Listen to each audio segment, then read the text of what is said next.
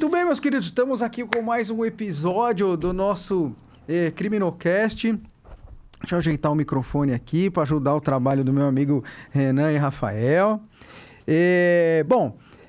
Muito contente de ter você aqui mais uma vez com a gente. Hoje temos um episódio muito especial, um cara muito bacana, um tema que duvido que tem tanto lugar assim que trata desse negócio bacana. Bom, antes de tudo, pedir para você seguir meu canal. É muito importante, estou nessa cruzada de inscritos no meu canal, porque com um certo número de inscritos, o YouTube permite algumas ferramentas a mais aí, que eu estou na persecução dessas ferramentas. Então, por favor, dá essa moral aqui pra gente do canal. Se inscreve, vai lá no botãozinho, se inscreve, e que vai ajudar muito o nosso canal. E claro, acompanha aí, a gente, como eu sempre digo, a gente posta as entrevistas, posta aulas e tem um monte de coisa legal vindo aí, tá bom? Bom, vamos entrar já no episódio. Hoje eu tô com o Flávio aqui. O Flávio atualmente está trabalhando no Garra e é um especialista em sinotecnia policial. Vocês vão descobrir o que é isso aqui, dentre outras coisas. Aliás, o Flávio também é professor de criminologia, né, no curso de formação profissional dos policiais penais aqui do estado de São Paulo. Então, ele é policial civil no estado de São Paulo, atualmente prestando seus serviços no Garra e também professor de criminologia no curso de formação dos policiais penais aqui do estado de São Paulo, dentre outras coisas que eu vou trazer aqui. Nós vamos conversar sobre a experiência dele na polícia de Dallas, nos Estados Unidos, em Portugal. Vamos quebrar o gelo aqui, vamos conversar de um monte de coisa. Então, Flavião, com a palavra você aí, por favor. Sei que a gente tá aqui... Porra, aqui que nós vamos... Me conta aí um pouco. Flavião, quem que é você? Boa tarde, né, doutor? Meu nome é Flávio, como o senhor já falou. Tô 50 esse mês. Ó, de primeira mão aí. Legal. Batendo um recorde, né? Nunca fiz isso na vida. Chegando nos 50. E tô na Polícia Civil do Estado de São Paulo desde 2005. Meu concurso foi de 2004, né? Sou agente policial. A maior parte da minha carreira foi em grupos operacionais. Tive uma passagem, não vou falar que foi rápida, mas foi um tempo razoável, né, em uma das delegacias aí de área, onde eu pude aprender muito, muito mesmo. Aliás, é um trabalho muito importante, né? O trabalho de relacionamento, de atendimento ao público, coisa que às vezes a gente não valoriza e que a gente às vezes nem conhece. Então, para mim foi uma experiência enriquecedora trabalhar numa delegacia, passar por uma delegacia em um intervalo que eu tive aí durante esse tempo de carreira. Eu fiz academia de polícia em 2005. Saindo da academia de polícia, eu fui trabalhar na divisão de produtos controlados, antigo departamento do DIRD, né? E daí, por conta de um pequeno currículo que eu já trazia, pois eu servi na Força Aérea Brasileira, né? Já tinha um pequeno conhecimento aí de artes marciais e então isso acabou gerando um convite para trabalhar no GOI, né? O Dr. Alexandre Oliveira, que hoje é o supervisor do GER, já tinham uns colegas da minha turma que estavam no GOI. Havia necessidade de remanejar um pessoal que, por motivos administrativos, né, não estavam se adaptando, se adequando às funções lá. Então, nessa busca por policiais que tivessem mais afinidade com a atividade policial, foi-se sugerido o meu nome e eu recebi esse convite para ir para o GOI, integrando o grupo 30 a partir de 2007, isso, começo de 2007, então. E aí, desde então, eu tenho trabalhado aí no grupo, na área operacional da Polícia Civil, né, na área de apoio operacional policial.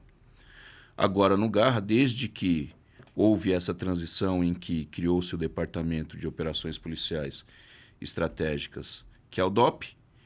Então, com essa criação, foram desativados os grupos operacionais dos outros departamentos e juntou-se fez-se uma centralização das unidades operacionais nesse departamento que é o DOP.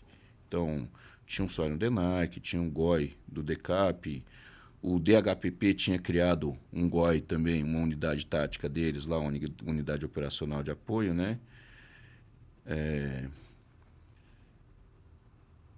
Acho que era SOI. Era o SOI, isso, SOI.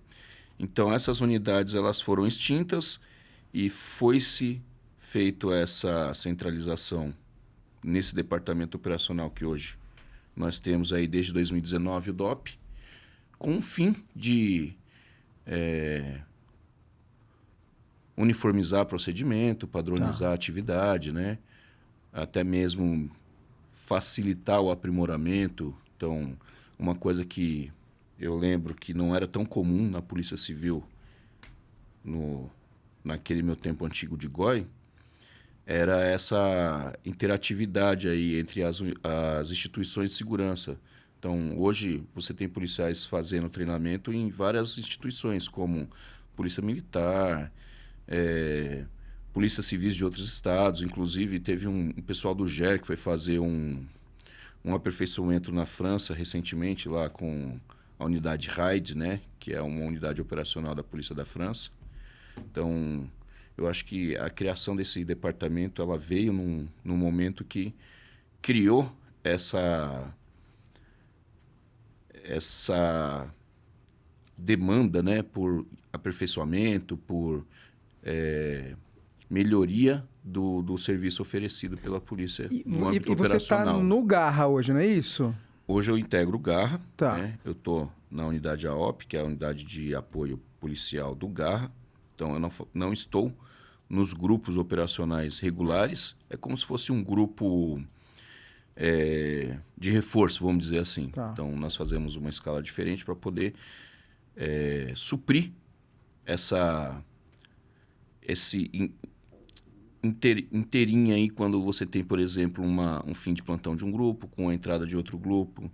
Então, a gente consegue tanto prestar um apoio maior para os grupos do dia, como também suprir essa necessidade quando você tem esse pequeno lapso de tempo aí em troca de plantões. Aí você faz uma sobreposição para a transição ser mais... a gente faz um horário diferente perfeito, do pessoal. Perfeito. E hoje, então, vocês têm lá o Garra, não é isso? Isso. O SAT, não é isso? Que é o Serviço Aerotático, aéreo, isso, né? Isso. Tá. E o GER, né? E o GER. Perfeito. Lá na nossa unidade, no nosso prédio, tem também o DRAD. Tá. Né?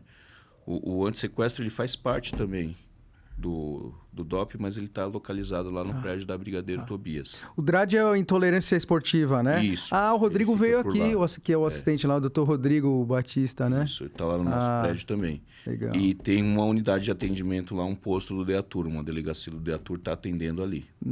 Tá. Que é na Zona Oeste, né? Isso. O prédio, não é isso? É ali na Barra Funda, um ponto de referência. A Marquês, né? Não é isso ali perto da Marquês, né? Pertinho da Marquês de São Vicente. Legal. Isso. Porra, legal. Bom, vou entrar no assunto nosso aqui, que é a sinotecnia policial, é isso? Isso, sinotecnia. Muito bem. Conta pra gente, vamos lá. A sinotecnia, ela é a ciência que estuda... como que eu posso dizer isso? Eu vou dizer da forma mais simples possível. Né? Eu também não sou nenhum mestre aí, eu estou aprendendo também. É a ciência que estuda o cão, né? O cachorro. Como assim? Comportamento, fisiologia, biologia, psicologia também. Então, para você trabalhar com uma ferramenta, você tem que entender como essa ferramenta trabalha. Só que um cão, ele não é uma simples ferramenta, né? Ele é um ser vivo que tem sentimentos, que toma decisões. Então, um cão, ele tem medo, ele tem ansiedade, ele tem alegria. Então, ele tem todos os sentimentos que o ser humano tem também. Porém, né, ele sente tudo isso de uma maneira própria dele. Como existe essa barreira da linguagem, o operador com cão, o condutor, um adestrador talvez também, ele precisa procurar entender ao máximo esse parceiro que ele vai ter no trabalho para poder extrair desse cão a maior colaboração possível, né? Sem gerar nenhum tipo de coação, de constrangimento, de forçação, vamos dizer assim. Ou de maus tratos, enfim. Maus tratos eu prefiro nem dizer, porque Nem- isso é o nem- mínimo, esse né? é o Porque começo, eu sempre pensei da seguinte maneira, né? O cão, vou analisar o lado cruel da história. Ele é um animal, né? Eu não vou chamar de um animal irracional, eu vou dizer que a racionalidade dele é diferente da nossa. Uhum. Por quê? Porque o cão sabe resolver problemas, ele sabe tomar decisões, ele sabe avaliar o ambiente em que ele se encontra, e tudo isso exige um mínimo de racionalidade, né? Mas, E isso torna ele lógico, adequado para o serviço policial, né? Como isso torna ele adequado para quase todo tipo de serviço, né? O que vai definir isso são algumas características próprias de determinadas raças e qual atividade você quer empregar esse cão, né? Voltando àquilo que eu comecei a falar, que eu disse que eu ia ver o lado cruel da história. É um ser vivo que é retirado da família, da mãe ainda quando filhote, sem saber o que vai acontecer, sem escolha, sem ter como demonstrar qualquer tipo de vontade, e é levado, lógico, é feito testes, é feito avaliações para ver se ele vai servir para aquela atividade. Mas, ainda que ele seja um cão selecionado para uma atividade fim, ele foi direcionado, ele foi induzido àquilo, né? A gente não pode dizer que é uma escolha. Alguém escolheu por ele. Isso. Então, no mínimo que a gente pode fazer é dar uma boa qualidade de vida para esse cão. Perfeito. Quando eu falo em qualidade de vida, eu digo assim, é você suprir as necessidades básicas do animal e deixar ele ser quem ele é. Então, não estou dizendo em colocar ele para dormir na cama, levar no carrinho de bebê, que tem gente que faz esse tipo de coisa. Eu não vou entrar nesse mérito de criticar essas coisas, porque seria uma polêmica longa aí, né, e difícil de tratar. Mas o bem-estar do animal é deixar ele ser animal. Então, cão late? Late. Cão cava? Cava. É da espécie. Então, um cão com qualidade de vida, ele vai ter os momentos de ser cão, de brincar, de correr, de cavar. Então, para você dar uma boa qualidade de vida para um animal desse, você tem que entender as necessidades que ele tem, né? E quando é viável suprir essas necessidades para que ele não fique um animal estressado, né? E aí gere alguns acidentes que acontecem e a gente só vê o resultado do acidente e não sabe dizer o que trouxe a esse acidente, o que levou a isso. Perfeito. E, aliás, eu queria entrar na questão do cão policial. Sim. Vamos lá. O que ele como policial... Para que a gente usa o cão? Quais são as atribuições que você pode... Porque a certa altura a polícia percebeu que ele é um animal muito adequado para o serviço policial. Que tipo de serviço como que é essa história de tipo de serviço do cão policial? Eu vou repetir uma coisa que eu falei agora há pouco, né? Que o cão, ele é um animal adequado para qualquer tipo de serviço. É um animal de trabalho. Uhum.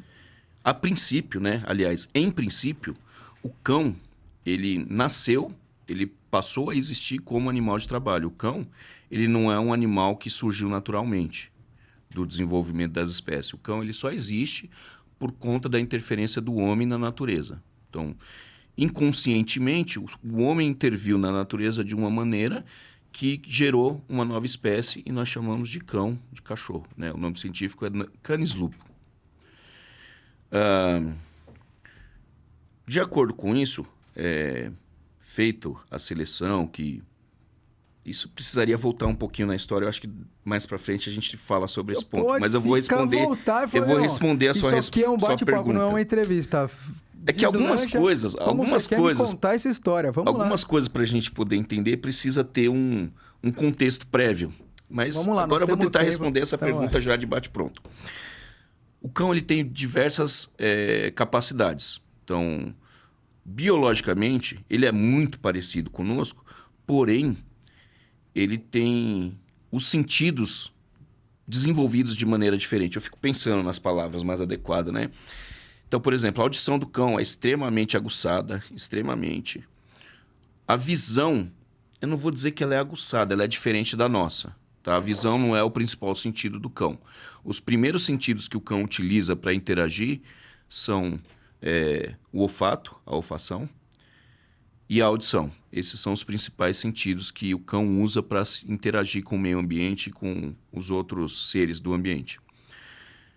Como eu falei, né? A audição, a visão dele já não é tão desenvolvida, mas não é ruim. E o olfato, que é o maior dos sentidos do cão. É como o olfato para o cão, ele tem a importância que a visão tem para nós. Então, o cão, dentro de um conflito sensorial, ele vai confiar mais no olfato do que no que ele está vendo. O que não acontece conosco. Nós somos muito visuais. Então, se a gente vê uma coisa, a gente pode sentir um odor diferente, uma temperatura diferente, mas se a gente não vê algo, a gente demora um pouco para criar uma definição de situação, né? Então, a gente depende muito da visão. O cão não, o cão depende da olfação dele. Dito isso, o cão ele pode ser empregado em diversas atividades na polícia. As mais conhecidas são o cão de proteção, né? Um cão que defende o seu condutor, defende uma instalação física, um prédio. Você pode treinar o cão para defender um objeto, então você pode pôr um objeto em um determinado local e o cão vai defender aquele objeto, né, de qualquer outro animal, de qualquer outra pessoa que tente se aproximar ou se apossar daquele objeto. Então, falando das aplicações mais conhecidas, né? O faro, lógico, você pode usar o cão para descobrir aonde você tem uma quantidade de narcótico, de droga oculta. Isso é treinamento. E aí eu vou fazer uma observação agora, porque uma coisa que é muito comum, algumas pessoas, talvez por falta de informação adequada, acreditam que o cão é viciado em droga, um cão de faro de entorpecente. Não, o cão não é viciado em droga, né? Qualquer contato direto do cão com droga, com uma cocaína, com um outro produto que altere o funcionamento do metabolismo, do sistema nervoso, do organismo dele de uma maneira geral, pode levar esse cão à morte em pouco tempo, porque o metabolismo do cão é muito mais acelerado que o nosso, tanto que o desenvolvimento dele é muito mais rápido. Algumas raças entre 6 e 8 meses já estão no tamanho adulto, né? Ainda tem um pouco de desenvolvimento psicológico, comportamental, mas fisicamente, entre 6 e 8 meses, um cão já está praticamente numa compleição física de um cão adulto. O tempo de vida de um cão é relativamente mais curto que o nosso, né? Sendo que as raças maiores vivem um pouco menos, as raças menores costumam viver um pouco mais, mas tudo isso em função de como eles se desenvolvem rápido, o metabolismo é muito rápido, então qualquer substância estranha no organismo vai fazer um efeito muito mais rápido e muito mais concentrado, até pela concentração corpórea, né, que é bem menor que nós.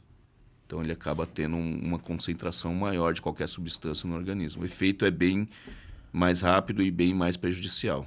O uso mais comum, pelo menos que a gente vê em mídia, é usar o olfato do cão para descobrir substância oculta, seja droga, Exatamente. seja explosivo, por exemplo, né, arma, ou buscar corpos, por exemplo. Isso. Né? Me conta um pouquinho como que o cão é incorporado a essa rotina. Como você introduz esse tipo de serviço. E como que ele é treinado e como que é desenvolvido isso, como que é essa rotina me parece que não é o mesmo tipo de cão, não é o mesmo tipo de treinamento, dependendo do que você quer detectar. Me conta essa história um pouco de como as polícias usam para essa atribuição, assim. De uma maneira geral, todo cão é capaz de farejar. Aí, obviamente, né, de acordo com a compleição física, tamanho do focinho, estrutura genética da própria raça, alguns fatores biológicos, determinadas raças vão ter mais capacidade olfatória do que outras, mas todo cão tem a capacidade olfatória extremamente superior à nossa. Farejar é uma coisa natural para o cão, né? eu falei agora há pouco que o cão interage muito com o meio ambiente, com os outros seres, pelo faro principalmente. Então, pelo faro, ele consegue identificar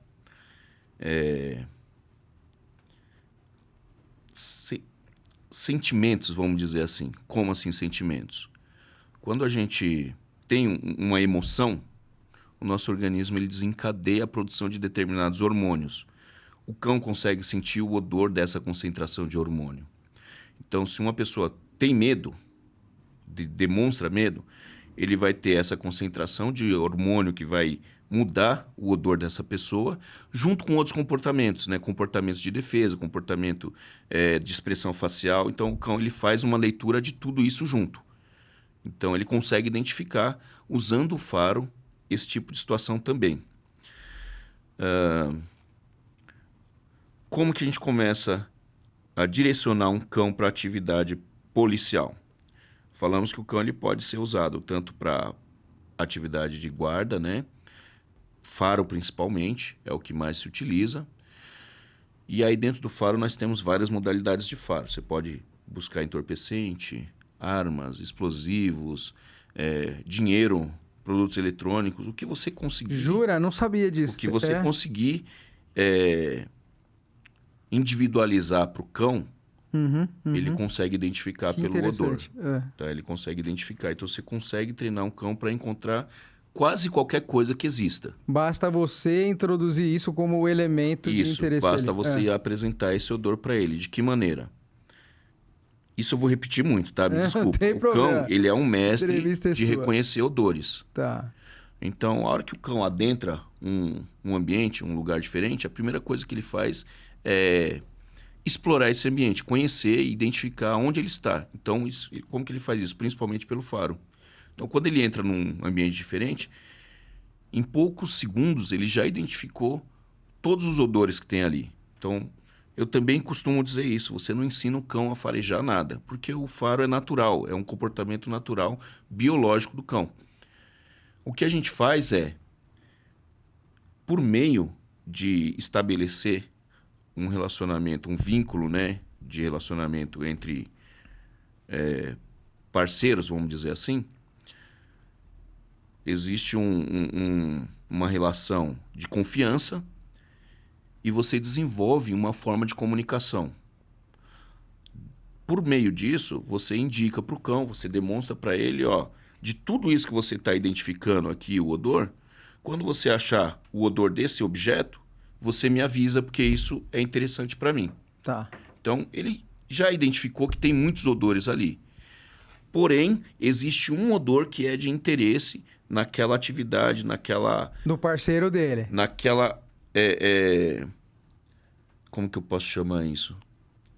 Naquela interação que ele tem com o parceiro. Perfeito. Né? Então, é assim que ele faz. E como que você identifica esse odor que ele vai te avisar? Porque os outros todos ele já sentiu ali, só que o que te interessa é um. Aí isso você faz desde o filhote abrir os olhos, o cão abre os olhos depois que nasce por volta de 15 dias.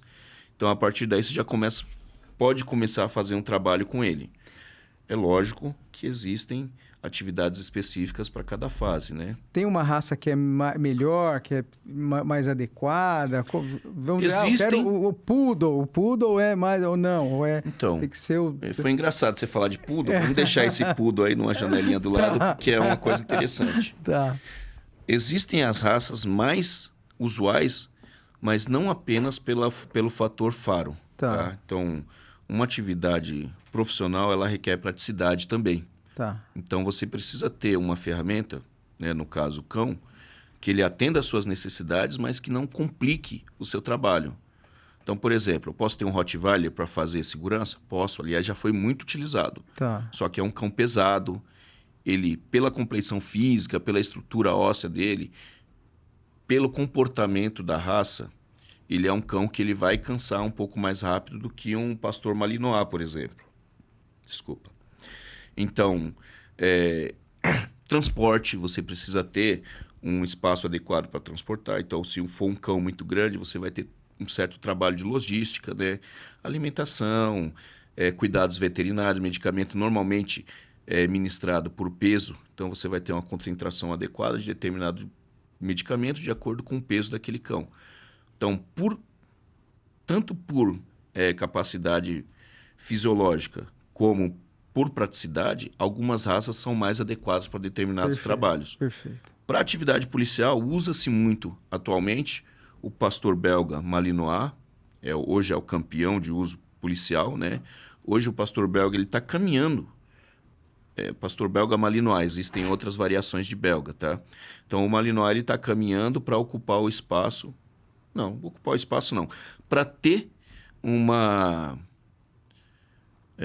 importância tão grande quanto foi o pastor alemão na história da polícia. Tá. Porque você fala em cão policial, você pensa no quem pastor já alemão. tem um pouco mais de experiência como nós, você lembra do pastor alemão.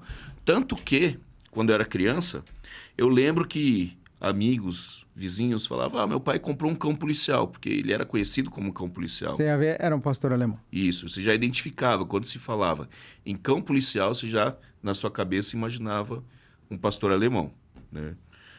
Então, hoje, o pastor Malinois está caminhando para ter esse mesmo destaque, essa mesma preferência.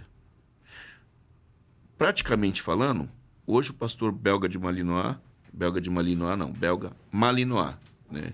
Malinois é uma palavra em francês que significa que ele veio da cidade de Malines, que é uma cidade da Bélgica, onde se fala francês naquela região. Tá. Então, belga de Malinois está errado. Ele é belga Malinois, né? Como se a gente fosse falar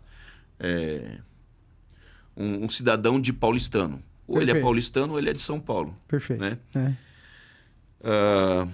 Hoje, eu acredito, não tenho dados aqui para te mostrar, mas eu acredito que o Malinois seja o cão mais empregado na atividade policial no mundo. E aí ele é selecionado desde filhote, né? Desde filhote. Aliás, em instituições sérias e já tradicionais, ele é selecionado antes do filhote, porque também se seleciona o pai e a mãe. Pelo histórico genético. Perfeito. Então, você já vem pelo histórico genético, quando sair um filhote dessa cruza, eu gostaria de ter fazer uma seleção. Legal. Então me conta como é que é isso. Aí tem lá um monte de filhotinho e aí vamos fazer um teste para ver quais são os... Como que funciona? Isso. Conta esse ciclo pra gente aí. Existem alguns testes, eles não são definitivos. Tá? Então você faz alguns testes para avaliar o interesse do cão em descobrir alguma coisa. Você faz, por exemplo, se tem um determinado barulho, se o impulso dele é ir lá verificar o que é aquele barulho, ou se ele se esconde daquilo, ou se ele fica irritado. É quase personalidade mesmo, então, Flávio. É personalidade. Mas, posso fazer um adendo? Por favor. Personalidade é uma palavra que vem de persona. Pois Nós estamos falando de cães. Uhum. Então, cunhou-se o termo sinolidade. Muito legal. Que é uma curiosidade, né? Então, como ele não é uma pessoa, então, se a gente for seguir, formos ser bem técnico mesmo, perfeito. É uma sinolidade. Eu prefiro falar comportamento porque é mais... E é essa avaliação de sinolidade que é feita nesse primeiro momento para ver quais os filhotes são. Aí pega esses filhotes. Ó, esse. Legal. Isso, você faz uma avaliação de comportamento, né? Depois disso, aí você faz um treinamento prévio, vamos dizer assim. Tá. Você expõe esse cão a situações variadas. Tá. Então, você vai fazer o que o pessoal chama de sociabilização, que é o que? É tornar esse cão sociável. Se ele vai atuar na polícia, ele tem que ser um cão que fique tranquilo em estar num ambiente com outros animais, com outras pessoas, com barulho, com aves. Então, tem que ser um cão tranquilo. Uma certa dose de conflito, por exemplo. Isso, ele tem que ser um cão que tenha uma autoconfiança para ficar ali tranquilo, mesmo numa situação hostil, tá, mas que esteja atento, né, para uma necessidade de ação. É um cão um pouco até de sangue frio, assim, eu diria, de serenidade. Isso, assim, mas isso é treinável. Tá. Isso é treinável. Perfeito. Isso é treinável. Você faz uma seleção prévia para você ver os cães que vão dar melhor resultado. Perfeito. E aí você começa esse ciclo de... Isso, de preparação, vamos dizer assim. Então, você começa a apresentar para ele situações diferenciadas. Por exemplo, piso frio, piso liso, grama, cimento rústico, obstáculos. Então, você faz uma pista de obstáculo onde o cão, para alcançar o alimento, ele vai precisar passar por um obstáculo alto, uma depressão, uma espécie de uma cortina que faça barulho quando ele passar, para você dessensibilizar, para não ser uma coisa que o iniba de alcançar um objetivo. Perfeito. E com o tempo você vai introduzindo, né, novas situações, novos ambientes, novas atividades. Com isso, o cão ele vai ser um cão que já vai estar habituado a situações diversas e, se o trabalho for bem feito, a estar em um ambiente com outros animais também. Perfeito. Aí, outras pessoas. Até então, a gente não está falando se ele vai farejar droga, se ele vai farejar corpo. Até então, a gente está criando essa sociabilidade adequada nele, não é isso? Primeiro você está selecionando e preparando um cão que pode ser utilizado no trabalho policial. Legal. Né? E aí o passo 3, qual que é? Vamos lá. Então, aí depois disso, você vai identificar a atividade que você vai empregar aquele cão. Perfeito. Né? Antes, é que isso é conjunto, né? Antes de você introduzir a atividade fim, precisa ter um trabalho de obediência. Tá. Então, o cão, ele não é um robô, mas ele precisa ter um mínimo de obediência. Ele tem que ser livre para tomar decisão, porém, a hora que o condutor considerar uma situação imprópria ou perigosa, ele consegue trazer aquele cão de volta sem dificuldade. Ele consegue... como que eu posso dizer isso? Não, ele tem um controle. Um controle ele tem de responsividade. Isso, ele precisa ter um controle do cão em que ele se sinta confortável de estar com o cão num ambiente em que não vai gerar risco nem para o cão e nem para outras pessoas ou outros animais. Perfeito. Né? Então, para atividade policial, é um controle relativo. Relativo não, controle limitado, vamos dizer assim. Você não pode, em um cão de faro, você não pode introduzir controle demais, porque senão ele fica constrangido de tomar decisão. Ele vai ficar sempre precisando que você diga para ele o que é para fazer. Perfeito. Então, há um certo equilíbrio entre dar essa autonomia para ele tomar uma decisão com autoconfiança e um certo controle para você poder restringir se entender que é adequado para a atividade. O que funcionaria de uma maneira um pouco diferente para um cão de proteção. Um cão de proteção, ele trabalha com estresse, né? Ele tem um certo estresse na atividade dele. Então, ele tem que ter um pouco mais de controle. Tem que ser um controle um pouco mais rigoroso do que um cão de faro. Tá. Porque um cão que ele é treinado para morder, para latir, para criar um constrangimento psicológico, né? Uma intimidação psicológica, ele é um cão que ele está no limite o tempo todo ali de atacar alguém ou não. Tá. Então, ele precisa ter um controle mais rigoroso de comportamento desse cão. Legal. E o cão de faro não. O cão de faro ele precisa ter uma certa autonomia para poder identificar onde ele vai fazer a busca. Porque às vezes ele está fazendo faro em um ponto, mas ele já sentiu pelo ar que o odor vem de outro lugar. Perfeito. Então ele tem que ter essa liberdade de poder... Falar, pô, não é aqui, é ali, eu vou ali. E essa é a maior vantagem de você ter um cão de faro. Porque existem dispositivos eletrônicos que fazem essa detecção de partículas do ambiente. Só que você precisa direcionar isso, você precisa inspecionar ponto por ponto até chegar onde está.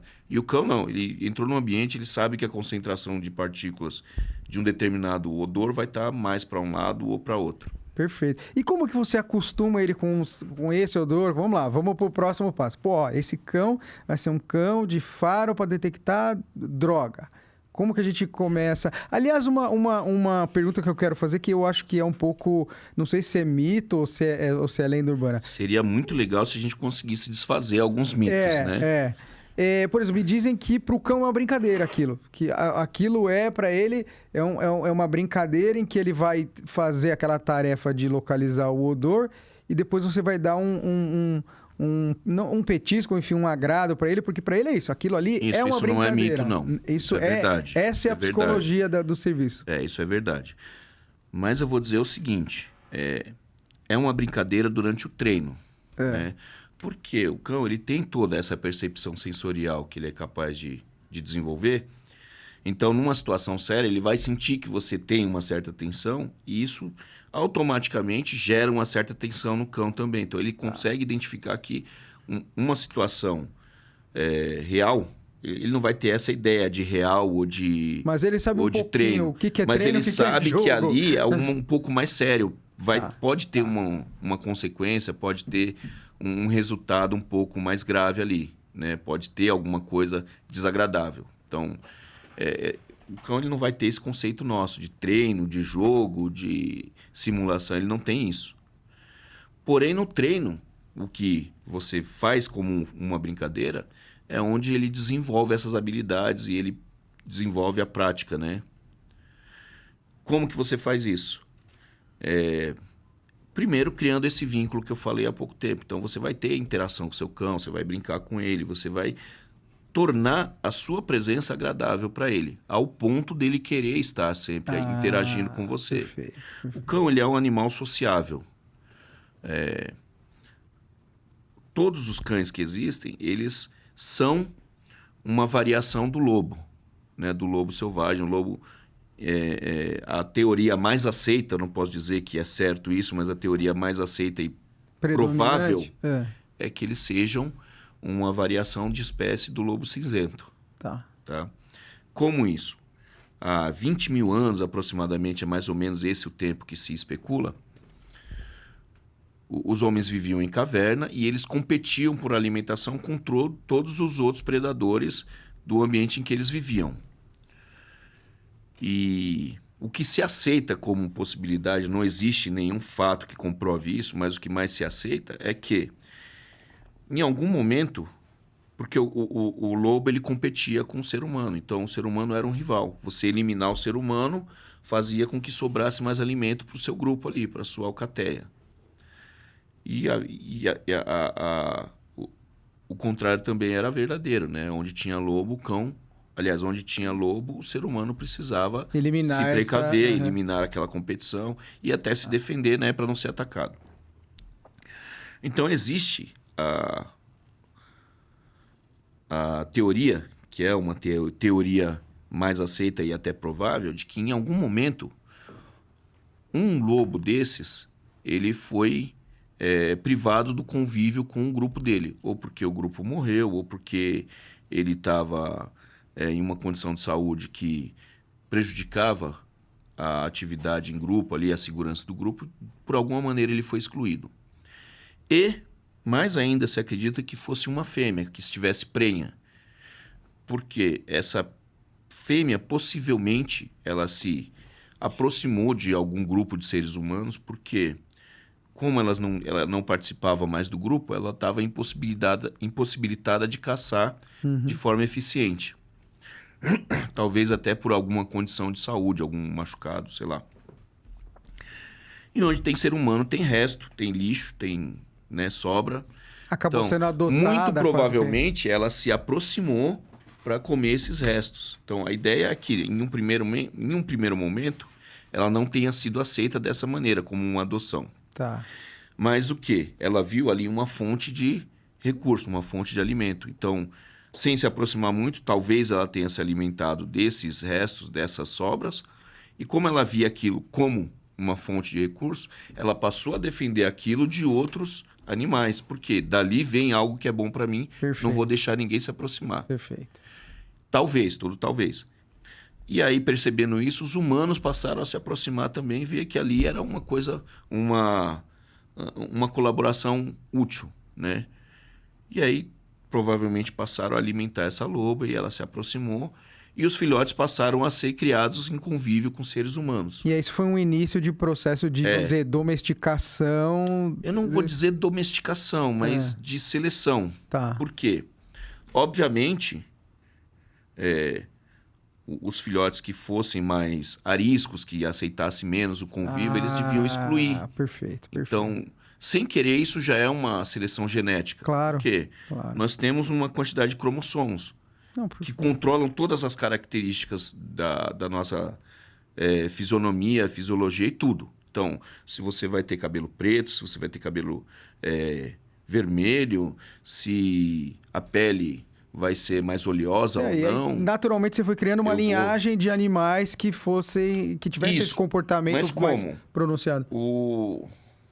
Como nós temos inúmeras características pessoais, individuais, eu não lembro exatamente quantos cromossomos nós temos, mas é uma quantidade muito pequena de cromossomos. Então, quando você seleciona um indivíduo, eu vou falar nos lobos, um indivíduo mais dócil, talvez também você esteja selecionando o quê? Um tipo de pelagem junto. Pode ser o mesmo cromossomo. Ah, tá, porque é um cruzamento, tá, perfeito. Isso. Então, vamos falar em seres humanos. Se você pegar um cara que tenha... Eu não entendo nada de genética, tá? Isso é tudo... especulação. Não especulação, porque isso é fato. Mas eu não vou relacionar isso que eu vou falar agora. Por exemplo, uma pessoa que tenha cabelo preto. De repente, o cabelo preto, ele é determinado por um mesmo cromossomo que identifica, talvez, sei lá, uma outra característica, se a pessoa vai ter barba ou não. Perfeito. Então, às vezes, quando você escolhe uma coisa, você está escolhendo outras sem saber. Por que eu estou dizendo isso? Quando o grupo lá de homens das cavernas começaram a selecionar os lobos mais sociáveis que podiam interagir com eles e trabalhar em conjunto, talvez eles tenham selecionado outras características que foi levando à aparência dos cães de hoje. Então, distanciou um pouquinho daquela aparência do lobo e foi devagarzinho, com o passar do tempo, trazendo para essa imagem que nós temos hoje do cão doméstico, né? Que, agora eu vou falar uma outra coisa mais de nerd. Eu mencionei também que o nome científico do lobo é o Canis lupo. Tá. Né? O cão, o nome científico do cão é Canis lupo familiaris. Tá. Ou, se a gente for fazer uma tradução livre, seria o lobo da família. Perfeito, né? Perfeito. Porque ele é aquele animal que foi selecionado de um grupo, muito provavelmente por comportamento, né? Os filhotes que não se adequavam, eles devem ter excluído. Os que interagiam bem com os seres humanos conviveram ali e eles aprenderam a trabalhar junto, caçar, se defender, e aí virou essa parceria que tem essa ideia aí de 20 mil anos de atividade. Eu estou interessado nessa história de formar o cão policial. Me conta, e aí, como é que você decide? Esse aqui vai ser um cão que vai ser para farejar droga, esse aqui para arma, esse aqui... Como que, naquele processo lá de treinamento que a gente estava traçando? Normalmente, você, por características... Agora eu não vou falar de características individuais, eu vou falar características de raça. Cada raça traz características próprias. Ah, legal. Né? Então, por que isso? Naquela história que eu te falei, agora há 5 segundos, de selecionar os filhotes do lobo. Então, de repente, ali eles começaram a perceber alguns lobos que eram melhores para defender o grupo e caçar. Outros eram melhores para encontrar a presa, né? Pelo faro. Então, na própria alcateia, os lobos se organizam dessa maneira. Ah, interessante. Então, eu estava dizendo isso, né? Que que a raça tem umas afinidades com uma atividade. Que o cão, assim como o lobo, ele é um animal sociável. Ele vive em grupo, ele não consegue viver bem sozinho. Um cão sozinho vai ser estressado. Eu colocaria como maus tratos a pessoa que tem um cão no quintal e não dá atenção, não dá atividade, não interage. Você isolou ele ali e aquele cão ele vai ser infeliz. Porque a natureza dele é conviver em grupo. Perfeito. É atividade em grupo, cada um tem a sua função. Eles se organizam assim. Então, dessa maneira, o que aconteceu? Eu imagino assim, esses homens antigos aí, de 20 mil anos atrás, eles devem ter percebido, né, as capacidades individuais de cada um dos filhotes. E aí, dentro dessa seleção, aí você vai gerando também as diferenças de raças de cão. Por isso, algumas raças não, por isso que as raças têm características diferentes entre si. Todas têm as mesmas capacidades, porém, uma raça tem uma capacidade olfativa maior. Outra raça é melhor para defesa de território, por exemplo. E para faro policial de narcótico, qual que é o... Então, para faro. Faro. Para faro. O faro independe do independe fim. do objeto. É, independe do objeto. Tá. O faro, a gente identifica o cão bom para faro. Então, existem inúmeras raças que têm uma capacidade de faro fantástica. Por exemplo, Bloodhound.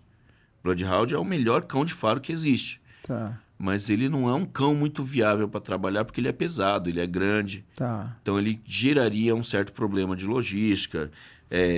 Muito provavelmente, o tempo de trabalho dele em um período de horas seja mais curto. Ele vai cansar mais. Isso. Vai dar... Então, Perfeito. entra naquela seleção que eu falei de praticidade também. E me conta uma coisa, como que você introduz aquele objeto em específico? Como que você acostuma a ele? Vamos chegar lá. Então, as raças que hoje são mais adequadas para a atividade de faro no âmbito policial são esses cães. O pastor alemão, o pastor belga, né? O pastor holandês tem sido muito utilizado recentemente, é pouco conhecido no Brasil, mas é um cão fantástico também. Inclusive, eu tenho um.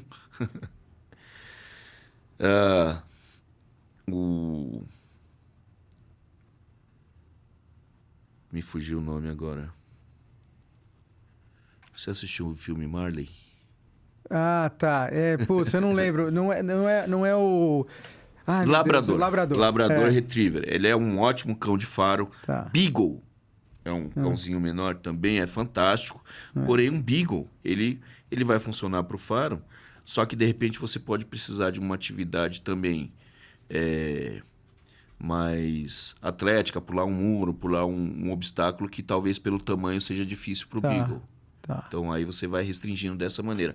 Os cães mais usados hoje para atividade policial de faro: pastor alemão, pastor belga malinois e pastor holandês. Tá.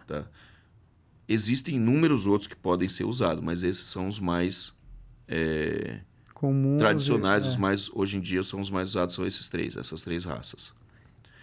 Como você introduz? Primeiro, você gera esse vínculo, você cria essa afinidade entre cão e condutor, que a gente chama de binômio. Tá. Então nós chamamos de binômio a dupla, cão e condutor, ou condutor e cão. É um binômio. Então quando você vai avaliar um trabalho de faro, um trabalho de atividade com cães, você avalia a dupla, você não avalia só o cão. Né? Então é um trabalho conjunto, é difícil você separar uma coisa da outra. Ah, interessante. Então, até chegar nessa época de fazer a introdução do faro, já teve aquelas etapas que eu falei, né? De você expor o cão a situações diferentes, ambientes diferentes, animais, convívio. E isso tudo vai gerando um grau de confiança e de afinidade com o condutor, porque é sempre aquela pessoa que vai fazer aquilo então, com ele. Então o condutor também já está nesse processo junto com o cão? Sim, normalmente o condutor é quem treina o cão, normalmente. Tá. Existem instituições que trabalham de maneira diferente, mas normalmente quem vai trabalhar com aquele cão é quem faz o treinamento, porque gera essa afinidade. Perfeito. O cara está expondo aquele cão em situações diferentes, situações das quais ele talvez nunca tenha vivido, ele nunca tenha presenciado, e não está sendo traumático, não está sendo perigoso, está sendo tranquilo, então ele vai adquirindo essa confiança. Vai tendo essa sinergia, essa parceria. Perfeito. Com isso, aí você começa a criar a atividade de treinamento, que pode ser com alimento, pode ser com brinquedo, pode ser com interação. Então, às vezes, uma simples interação de você brincar com o cão, isso já deixa ele animado para fazer uma coisa que te agrada. Por quê? Se vocês são uma dupla, vocês estão trabalhando junto, ele vai querer que você fique feliz com ele. Não é que o cão, como algumas pessoas pensam, ele vive para satisfazer o dono dele. Não é bem assim. É um grupo. O grupo ele só vai sobreviver se todo mundo se entender. Claro. Então, o cão... Ele vê o grupo como uma matilha. Então, se você tiver, por exemplo, dentro de uma família, o cão está sempre observando. Ele tem a capacidade de identificar expressão facial, microexpressões faciais que o ser humano normalmente não percebe, o cão percebe. tom de voz. Ele consegue identificar se você está desconfortável com uma determinada presença ou com uma determinada situação. Por mais que você tente não demonstrar, o cão percebe. Ele consegue ouvir o teu batimento cardíaco, então ele sabe se você está emocionalmente alterado ou não. Então ele vai lendo as pessoas do convívio. E ele faz isso o tempo todo. A gente não observa o cão o tempo todo. Mas o cão, o tempo todo que está na presença da família com quem ele convive, ele está observando. E de acordo com esse comportamento, ele cria níveis hierárquicos. Ele sabe quem é que manda na casa, quem ele tem que obedecer, e aquela pessoa que ele não está nem aí, que se falar ele nem ouve, ele ignora. Então, Perfeito. E na cabeça do cão existe isso também. Por isso que quando uma família decide adquirir um determinado cão, não importa para qual objetivo seja, é necessário, seria muito importante buscar entender primeiro o comportamento daquela raça específica. Porque o ser humano, como eu falei, ele é muito visual. Tá. Então ele não escolhe o cão pelo comportamento, escolhe pela aparência. Perfeito. Ah, eu quero ter um Golden porque é fofinho, é bonito. É aqui que é a janelinha do Poodle que você falou pra mim. Também. Tá. Porque o Poodle, ele é um cão que ele está na classe dos Terrier. Terrier é cão de caça. Tá. Então o Poodle é um caçador. Ele não é um cão de companhia. Mas como ele é fofinho, bonitinho, pequenininho, tem vários padrões de Poodle, mas a gente costuma ver os menores, né? Tem Poodle que é desse tamanho aqui. Tamanho de um pastor alemão. Pelo menos no Brasil a gente não vê muito, mas tem. Tá. Então, pela aparência, ele virou um cão de companhia. Mas ele é um cão que é um cão que vem de um grupo, ele está inserido num grupo sinológico que são os Terrier, que são cães de caça.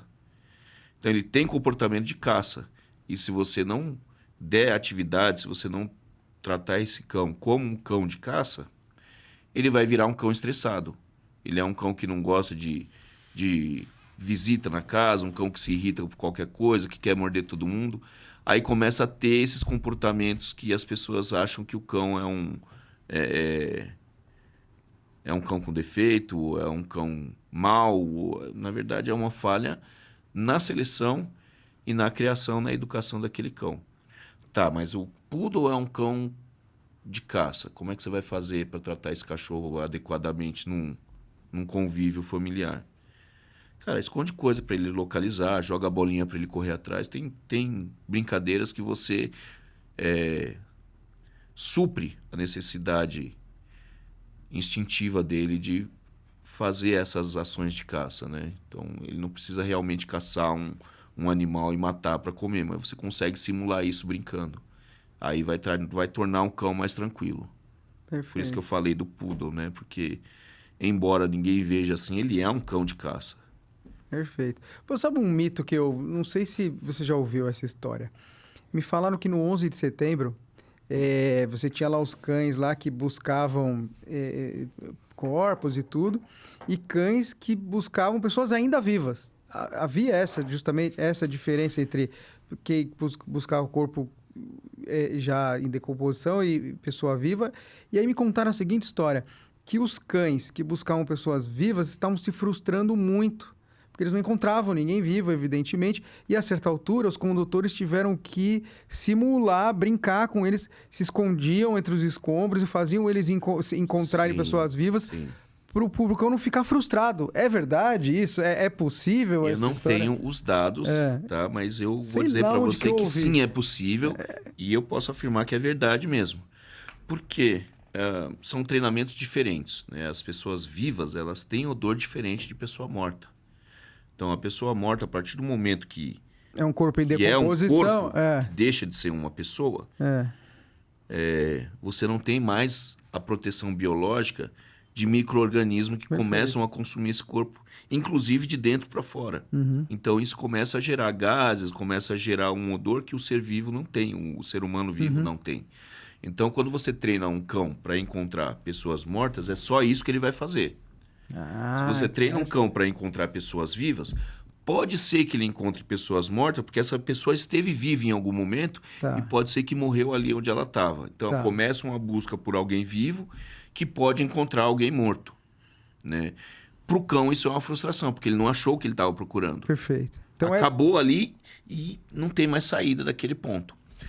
Mas faz parte do treinamento ter frustrações também. Então, é bom que você treine o cão em ambientes que não tenha nada, que ele não vai encontrar. Para ele saber que não é sempre que vai encontrar. Só que esse caso específico aí do 11 de setembro, devem ter sido muitas buscas sem encontrar nada. Porque se você está procurando alguma coisa, existe a expectativa de encontrar. Se você soubesse que não tem nada lá, não teria por que procurar. Perfeito. E eu acho que isso leva a um desgaste físico. A atividade de faro é uma atividade mental muito grande, porque o cão precisa ter uma concentração. Ela não é uma atividade tão dinâmica quanto correr e morder. Não existe essa satisfação instintiva tão imediata. Então o faro ele requer um pouco de concentração. O cão ele tem a capacidade de identificar de qual lado vem a maior concentração de odor. Só que se ele ficar o dia inteiro procurando, semana inteira procurando algo que ele não acha, começa a ser desgastante, porque como que eu estou procurando uma coisa que não existe? Por que eu estou procurando? Então essa história é plenamente possível, né? É plenamente possível. Eu não lembro a fonte, lembro como urbana. eu diria que ela é plenamente verídica. Por quê? Você precisa ter um incentivo, senão a moral cai, começa a ficar desmotivado. Claro. E como é um treinamento de um cão desse? Não existe uma fórmula mágica. Tá. Né? Então, para cada cão, vai ter coisas que funcionam e coisas que não funcionam. O que eu estou falando aqui é da minha experiência e do que é mais usual. Então, um adestrador ele precisa perceber que aquilo que funcionou para todos os outros cães que ele treinou, de repente não está funcionando para um, e contornar essa situação, criar uma outra maneira de lidar com aquilo. Mas, usualmente, um cão que encontra pessoas vivas, o que acontece? Alguém se esconde, ele tem que encontrar aquela pessoa, e quando encontra, a pessoa dá um prêmio para ele. Tá. A pessoa que está escondida. Tá. Só que ele não ganha o prêmio se ele não latir.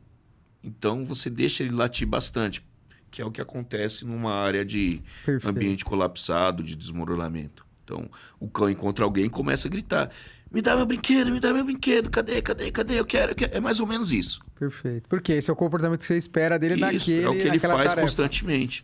Então, você leva para o campo aquela atuação que foi feita no treino. E assim você vai desenvolvendo todos esse tipo de habilidades. Todas as habilidades, isso. E para droga, qual é o comportamento que se espera? Que ele late também, ou que ele fique circundando o objeto? Qual que é? O essencial é ter uma boa comunicação entre condutor e cão. Tá. Não importa se o cão vai sentar, se o cão vai deitar, se ele vai plantar a bananeira. Se o condutor entender que aquele sinal que o cão deu para ele está dizendo que ele encontrou a droga, é o que vale. Tá. Isso eu estou falando de forma funcional. Perfeito. Mas todo mundo quer aperfeiçoar, todo mundo quer ficar bom, todo mundo quer lapidar o trabalho. Então, usa-se muito o cão sentar e até deitar, indicando com o focinho onde está o produto, de onde sai o odor.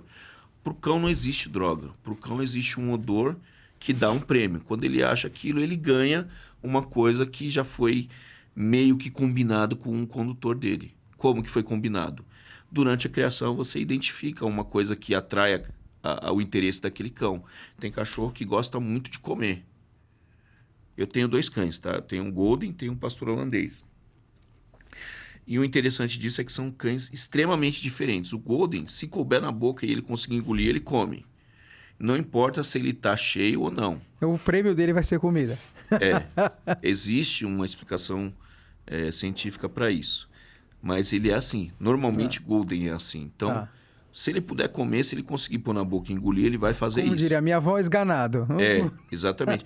Isso é até perigoso, porque engole meia, engole relógio, e aí tem que tirar por meio de cirurgia. É extremamente perigoso, tem que prestar atenção.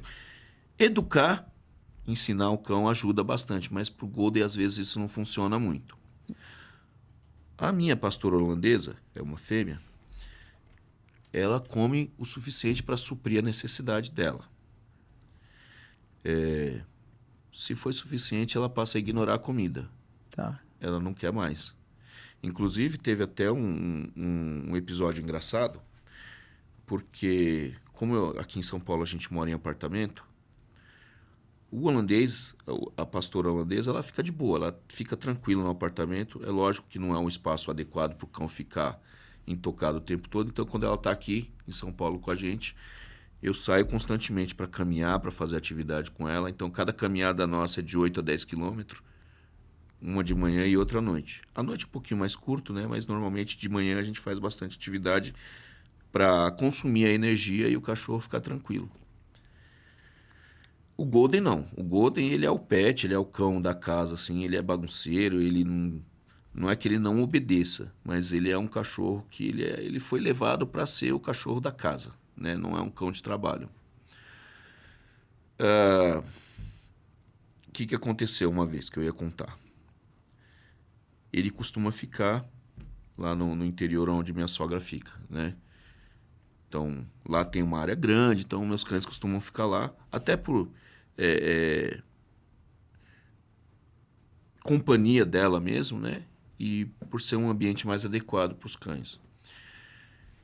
Então, sempre nós estamos para lá, né, na casa da minha sogra, e eu que tomo todas as atividades com os cães quando a gente vai para lá, porque eu não posso exigir isso dela, né? Não é nem obrigação.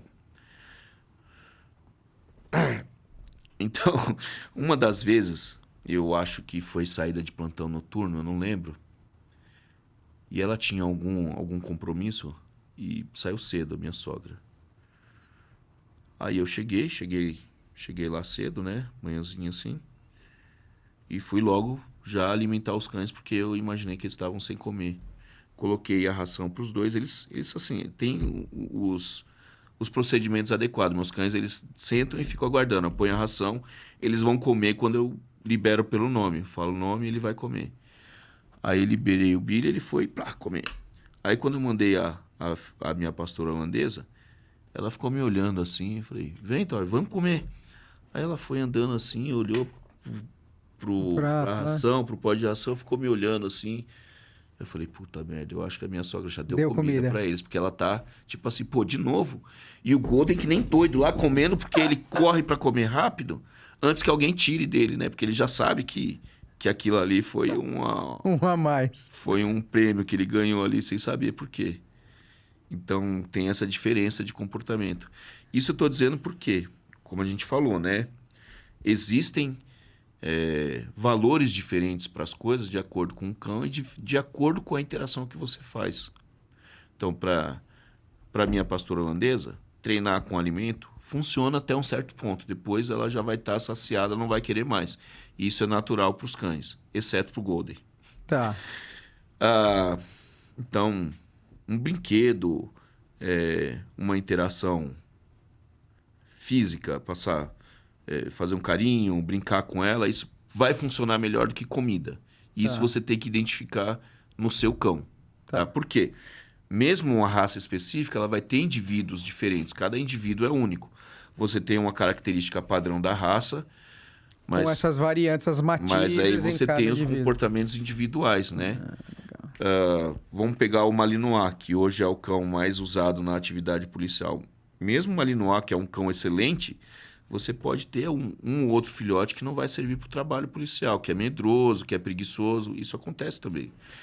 Então, você pegar um cão de uma determinada raça, ele te dá um percentual de sucesso maior, mas não é 100%. Vai depender de outras coisas também. Tá.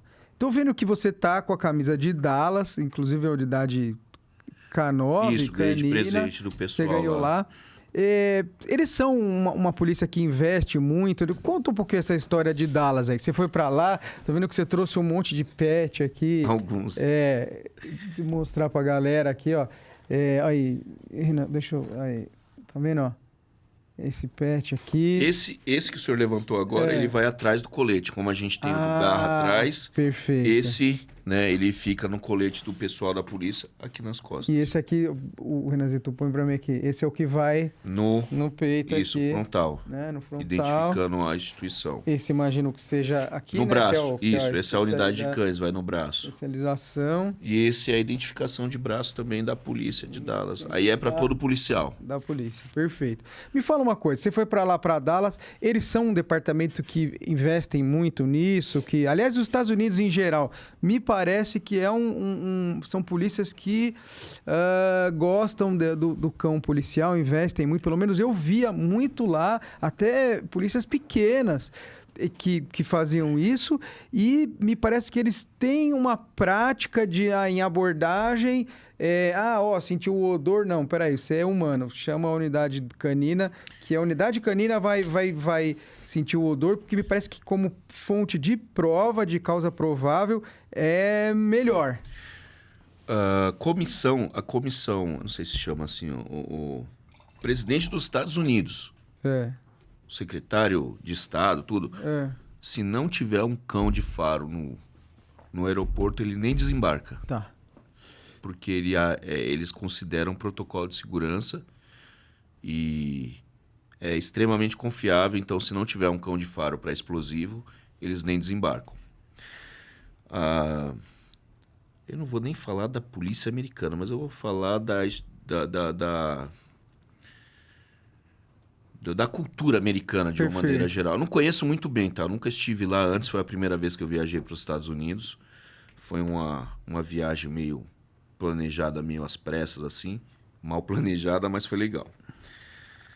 Então, os americanos, eles, dentro da área de segurança pública, eles têm uma tradição muito grande, eles dão muita importância para isso. Eles têm histórico, né, já voltando aí para a defesa nacional, então, eu acho que não existe uma família americana que não tenha alguém que serviu em alguma unidade militar em conflito, ou que já não tem um histórico de serviço militar voluntário, vamos dizer assim.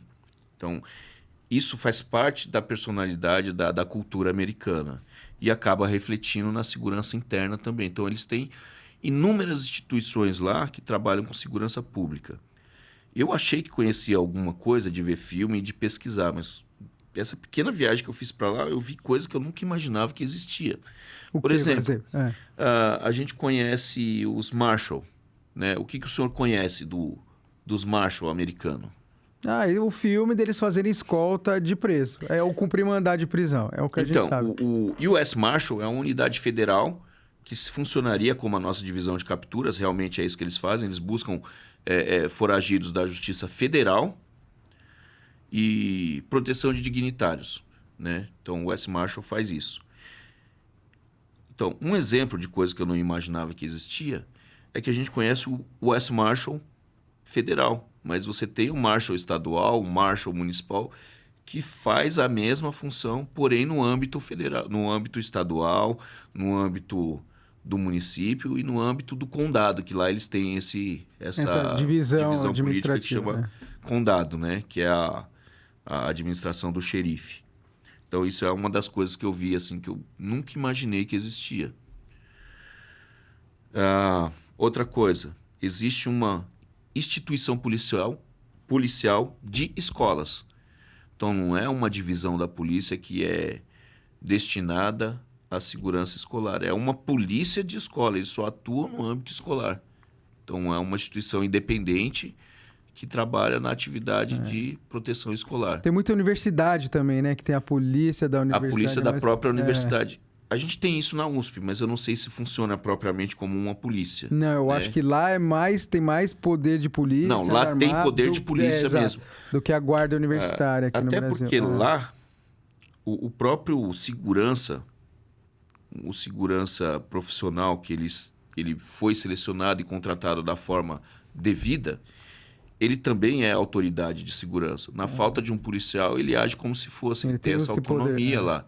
Inclusive, o senhor que já esteve por lá, eu vi isso agora dessa viagem, mas eles têm um distintivo de segurança, quase como um distintivo de polícia. Me fala uma coisa, você sentiu que a cultura deles de utilizar o cão como ferramenta policial é mais forte do que em outros lugares? Porque eu tive essa impressão. Que o cão é uma peça central na atividade, no patrulhamento, no dia a dia. Isso, na busca, né? Na busca de elementos.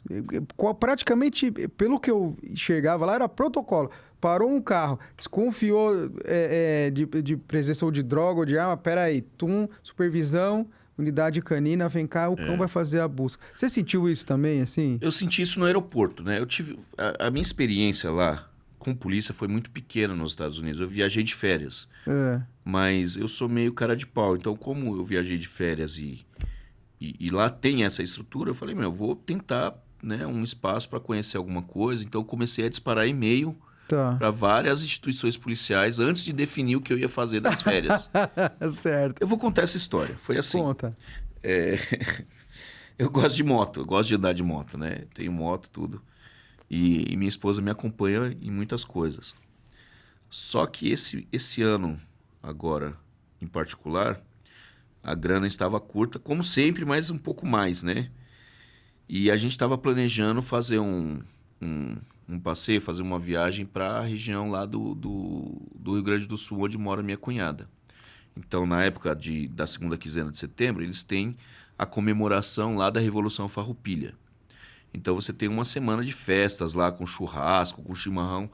É muito divulgado, é muito comum lá naquela região, na segunda quinzena de setembro. Então, nós estávamos planejando fazer isso de moto. Só que a gente estava com um orçamento meio limitado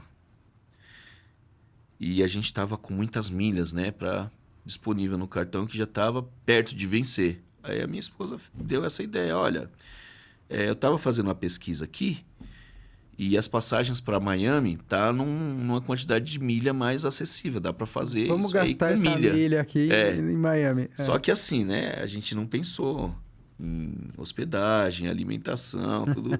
A viagem sempre sai um pouco mais do que o planejado. Mas para você ir para um país mais distante assim, o que pesa mais é a passagem aérea. E aí, beleza, vamos fazer isso então, vou viajar para lá.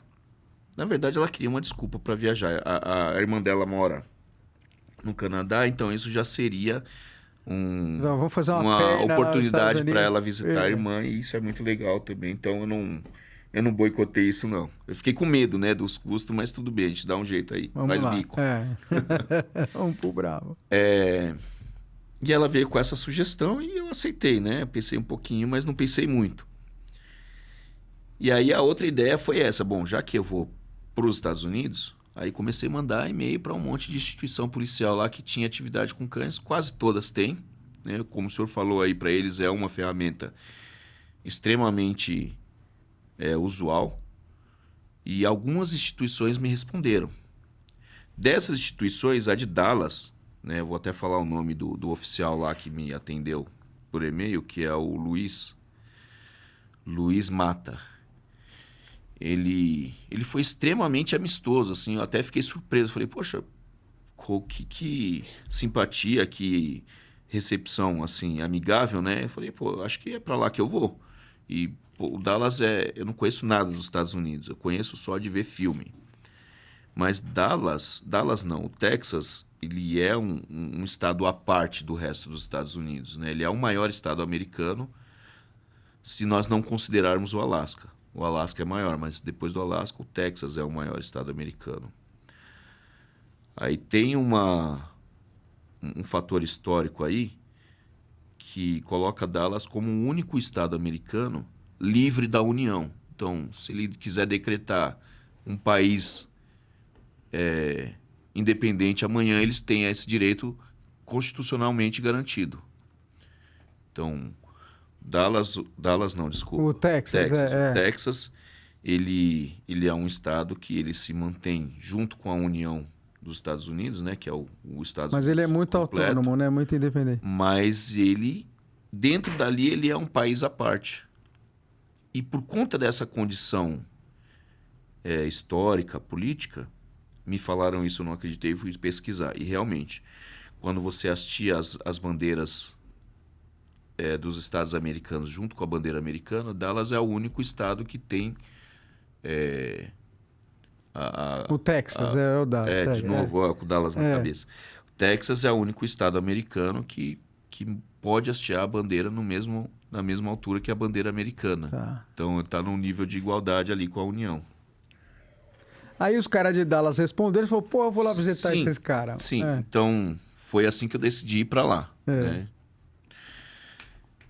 Aí eu fiz essa escala para o Miami, fiquei 2 dias lá, não conheci muita coisa, porque 2 dias é muito pouco para você andar tanto assim.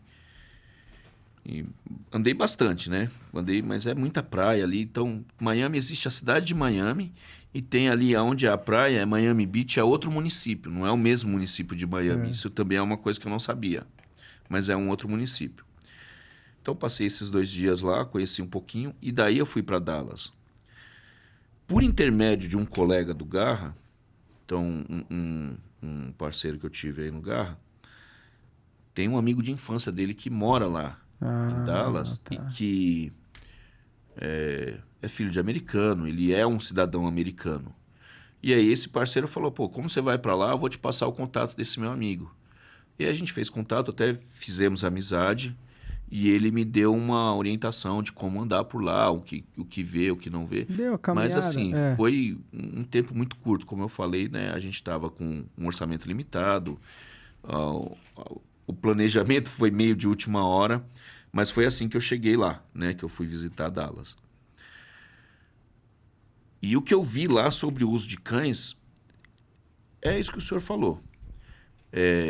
A atividade de cães ela é importante, ela está sempre envolvida na polícia, né? Então, tudo que vai se fazer sempre tem algum cão com seu condutor aí envolvido para uma necessidade de atuação, para buscar encontrar uma pessoa escondida ou encontrar um entorpecente oculto também, ou fazer uma defesa. E aí, pelo que você viu, droga, arma, pessoas, o principal é isso aí. A busca de pessoas na polícia, ela acaba sendo um pouco diferente do bombeiro, né? Porque procurar pessoa desaparecida, pessoa em escombro, isso é uma atividade mais voltada para a atribuição do bombeiro. Tem mais a ver com a atividade fim deles, né? A atividade fim. A busca de pessoas numa atividade policial costuma ser mais procurado, fugitivo, alguém que correu da polícia ou alguém que está se escondendo, é mais nesse sentido. Então, usa-se bastante, sim, o cão nessas atividades. Lá na polícia de Dallas, na verdade, eu tive contato por 2 dias apenas, né, que foi o suficiente para eu ver um outro mundo. Um outro mundo, assim, literalmente, porque tem coisas ali muito diferentes do que se faz onde eu já vi. Eu conheço algumas unidades de cães pelo Brasil, né? Tive a oportunidade, a felicidade de poder ter essa experiência em Portugal, lá na PSP. Isso também, se der tempo, a gente conversa. Não, imagina, temos um tempo. Me conta de Portugal também, meu. Mas vamos terminar isso aqui, porque essa visita em Dallas foi uma coisa que, assim, foi marcante, extremamente... como que eu posso dizer? Foi extremamente... Não é abrangente, mas ela me abriu os olhos para uma situação que a gente não costuma encarar aqui no Brasil. Porque aqui a gente costuma pensar no seguinte: uma unidade de cães tem que ter um canil com um lugar para o cão ficar, com o tratador e tudo isso. Eu não posso falar dos Estados Unidos de uma maneira geral, eu vou falar do que eu vi em Dallas. Isso não existe lá. A unidade de cães deles é um escritório dentro do prédio da polícia para as funções administrativas, para cuidar de férias, procedimento disciplinar, coisas administrativas. Não existe um espaço para tratar de cão, para treinar cão, não existe. Eu acho que isso é comum nos Estados Unidos. O condutor, ele é responsável pelo cão de maneira integral. Então, o cão, ele é um patrimônio da instituição, ele é um policial, o cão tem um distintivo igualzinho do policial, só que em vez de ter o número do distintivo, está escrito K9, é o distintivo do cão. Mas é um distintivo igualzinho ao distintivo do policial lá, do oficial. Esse cão, ele está registrado, ele está... Eu não posso dizer patrimoniado, porque ele é como se fosse um policial, né? Existe uma verba destinada para a manutenção desse cão, para ração, para cuidados médicos e tudo isso. Eu não sei como é que eles fazem lá, mas existe. Só que esse cão fica na custódia do... Só que esse cão, ele fica sob tutela do condutor, Tá. 24 horas por dia, todos os dias. Ele- Até a Ou aposentadoria seja, dele. ele não fica no canil da polícia, não. Ele fica na casa Ele do fica na policial. casa, isso. Ele convive com a família, tudo isso. E é responsabilidade do condutor manter esse cão apto para o trabalho. Perfeito. E se não tem um canil, se não tem um espaço próprio para lidar com os cães, como é que eles fazem para treinar ou para... Isso eu vi no Texas, não sei como é nos Outros outros lugares, estados e municípios, mas eu imagino que seja semelhante. Existem as instituições públicas, como escolas, faculdades, edifícios públicos, de uma maneira geral, que são do município, tanto quanto é a polícia. Então, eles têm essa interação de que, no horário que não tem aula, eles usam o espaço de uma escola ou de uma unidade de saúde que não seja 24 horas para fazer atividade com esses cães. Então, Perfeito. você vai ter a área, de repente, que tem um gramado, que tem vegetação, você tem as salas que você pode usar para fazer um treinamento de uma atividade interna dentro de um edifício, busca de fugitivo, tudo isso. Então, eles usam todo o patrimônio público municipal e eu acho que não impede não há impedimento de haver alguma colaboração estadual ou do condado, sei lá, mas em âmbito municipal, que é a polícia mais comum lá, né? Eles usam a estrutura do estado de uma maneira geral, o que o que o município tiver, de alguma maneira eles conseguem ter acesso para utilizar aquilo. Então, eles reúnem a equipe de cães, né, todos os condutores, uma vez por semana, ou de acordo com a necessidade deles lá, para fazer esse treino conjunto. Perfeito. E aí, fora isso, todos os outros dias é de responsabilidade do condutor. É diferente do que é aqui, imagino que seja, por exemplo, a Polícia Militar, que tem o canil da Polícia Militar, Isso. a guarda, agora a Polícia Municipal aqui em São Paulo, que tem o canil Tenho muitos amigos deles. lá, já fui lá encher muito saco deles lá para tentar aprender alguma coisa, porque o pessoal do canil da guarda é fantástico, cara. Os caras são muito bons, são muito acessíveis, muito colaborativos, só tenho a agradecer com eles. Você sabe que eu também, às vezes, cutuco eles, porque eu fui estudante de intercâmbio e eu tenho contato ainda com a família lá, que eu legal. morei e tal, até hoje. E essa família tinha uma filha, que acabou sendo a minha irmã lá da coisa, e ela é casada com um cara que é criador de cães, inclusive cães policiais, labrador. E quando esses caras vierem pro Brasil, eu quero levar ele no canil, pra ele conhecer. Muito legal. Eu vivo chateando Vale ela, muito a pena. vou trazer os americanos aí, vou trazer os americanos. A família vive disso, eles têm são O criadores canil da de... Polícia Militar de São Paulo também, que hoje é o 5º Batalhão de Polícia de Choque, também é fantástico. Eu vou arriscar, né, sem conhecimento técnico, que é o mais bem estruturado da América Latina. Era isso que eu ia te perguntar. Como é que é aqui no Brasil? A Polícia Militar, em termos de logística e de estrutura, é fantástica, né? A gente não tem o que falar sobre tirar o isso. chapéu, né? Realmente. Então, eu já visitei o canil deles algumas vezes e é impressionante mesmo. É um trabalho formidável que eles... Mas como nós estávamos falando, né? O que a gente está acostumado a ver é essa estrutura, que você tem um espaço só para a unidade de cães, com os habitáculos individuais lá, né? Com o local para o cão descansar, para ele se alimentar, para ele fazer as necessidades dele ali. Tem as áreas de treinamento, normalmente dentro da própria unidade, a parte administrativa, mas uma unidade completa mesmo, né? Como é na Polícia Militar, como é na Guarda Municipal de São Paulo e várias outras guardas também, que eu já conheci algumas, costuma seguir esse padrão. Em Portugal, eu estive lá na PSP, também segue esse padrão. Do Brasil, de ter a unidade... Segue esse padrão. Não vou dizer que é o padrão do Brasil, mas é o mesmo padrão seguido aqui. Tá. Não é o dos Estados Unidos, que o cachorro fica morando com o cara. Não, mas eu posso dizer assim, né? Eu vi isso pessoalmente lá em Dallas e a gente vê isso nos filmes americanos também.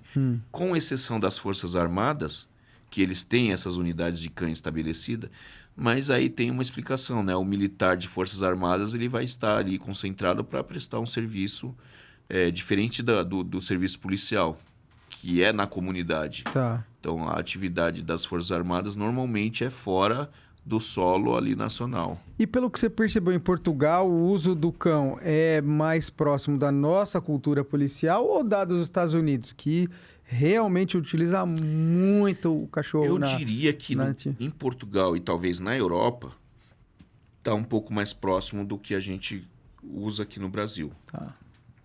Que é essa unidade já estruturada, com edifícios e construções próprias para atividade canina e com as aplicações semelhantes. Era isso que eu ia perguntar. Então, você tem os cães para controle de distúrbio, você tem os cães de faro separado por atribuição, por finalidade. O que eu pude ver em Dallas é que o mesmo cão faz tudo isso. Tá. Aliás, isso me impressionou muito, porque, se eu não me engano, são 9 condutores de cães só na polícia de Dallas. A polícia inteira de Dallas. É um município. Você sabe o tamanho mais ou menos da polícia lá? Não? Não sei dizer. É um município, né? Se a gente for falar em tamanho, a gente teria que dar as devidas proporções. Acho que 2, 3 milhões de habitantes, Dallas, não é não? O município Dallas, de Dallas, eu acho que é grande, Mas falando de polícia, para a gente comparar a polícia municipal americana, a gente teria que tomar como base aqui a guarda municipal. Tá, perfeito. Né? Porque a distribuição geográfica, né? Mas eu achei, assim, em quantidade de operadores de cães, eu achei muito pequeno comparado com o que a gente está acostumado a ver aqui. Tá. Inclusive, o prédio lá, o edifício onde fica a unidade de cães, é o mesmo onde fica a unidade de cavalaria, vou chamar assim, né? A unidade de cavalo lá, de equinos deles. 1.300.000 habitantes, só pra gente dimensionar. É uma quantidade grande. É. E eles têm os espaços para os cavalos, porque não dá também para querer que o cara fique com um cavalo em casa. Né? Aí já é um pouco específico, mais difícil. Um pouco mais... Mas ainda assim, cara, na hora que eu visitei lá, esse meu colega aí que trabalha com cães, ele me mostrou onde ficam os cavalos, 10 cavalos mais ou menos também. Não é muito. Para o município, O senhor sabe quantos cavalos tem na Polícia Militar aqui no Regimento 9 de Julho? Não. Eu fiz essa pesquisa lá por conta dessa situação, É. porque eu fiquei curioso, tá? Não deve ser o número atualizado, mas em torno de 250 cavalos só ali no Regimento 9 de Julho. Que atende a capital, imagino, né? Isso, a capital. E talvez por demanda, talvez algum outro que é mais... E existem, né, as unidades fora da capital, que aí eu não vou saber detalhes também. Mas, no total, a Polícia Militar de São Paulo tem em torno de 350 cavalos, sendo uns 250 só na capital, ali no Regimento 9 de Julho. Que fica ali atrás do prédio da Rota. Uma vez eu fui fazer uma visita dessa numa polícia, uma história, só para te... Olha só, uma dessas visitas, tal, eu não sei o que também, disparei e-mail, tal, fui lá para uma cidade lá, também passei uns dias com os caras, tal, no patrulhamento e tal, e eu vi que, foi aí que eu tive essa noção do uso do cão. Toda hora, parou um carro, não sei o que, tá com desconfiança de droga, o cara não revistava, supervisão, vem a unidade, é o protocolo dos caras. E isso, dá trabalho, puta de um tempo, o cara fica parado lá, né? Mas dá segurança jurídica. Exato, era aí que eu ia chegar. Aí eu perguntei pra ele, eu falei, fulano, qual é o sentido desse protocolo? Ele falou, exatamente, ele falou, olha, do ponto de vista da formação da prova... eu justificar que a minha decisão foi baseada no uso do cão como um instrumento de busca é muito melhor do que eu procurando lá. Tal. Ele falou, então isso me respalda muito mais para construir a localização daquele entorpecente, daquela droga ou daquela arma, enfim, daquilo que eu estou buscando. O uso do cão, e você vê, e eles levam isso tão à risca que isso é o protocolo. Coisa, né? É mais fácil o suspeito falar que o policial ocultou aquele objeto ali do que o cão. Perfeito. Isso. Então, é lógico, eles têm as câmeras, né? Mas dá para manipular ali de uma maneira que você tire o foco da câmera e tal. E o cão não dá para você afirmar isso categoricamente. E o cara vai lá no dia lá da instrução processual, do julgamento, e fala, olha, como que foi? Olha, não foi o cão.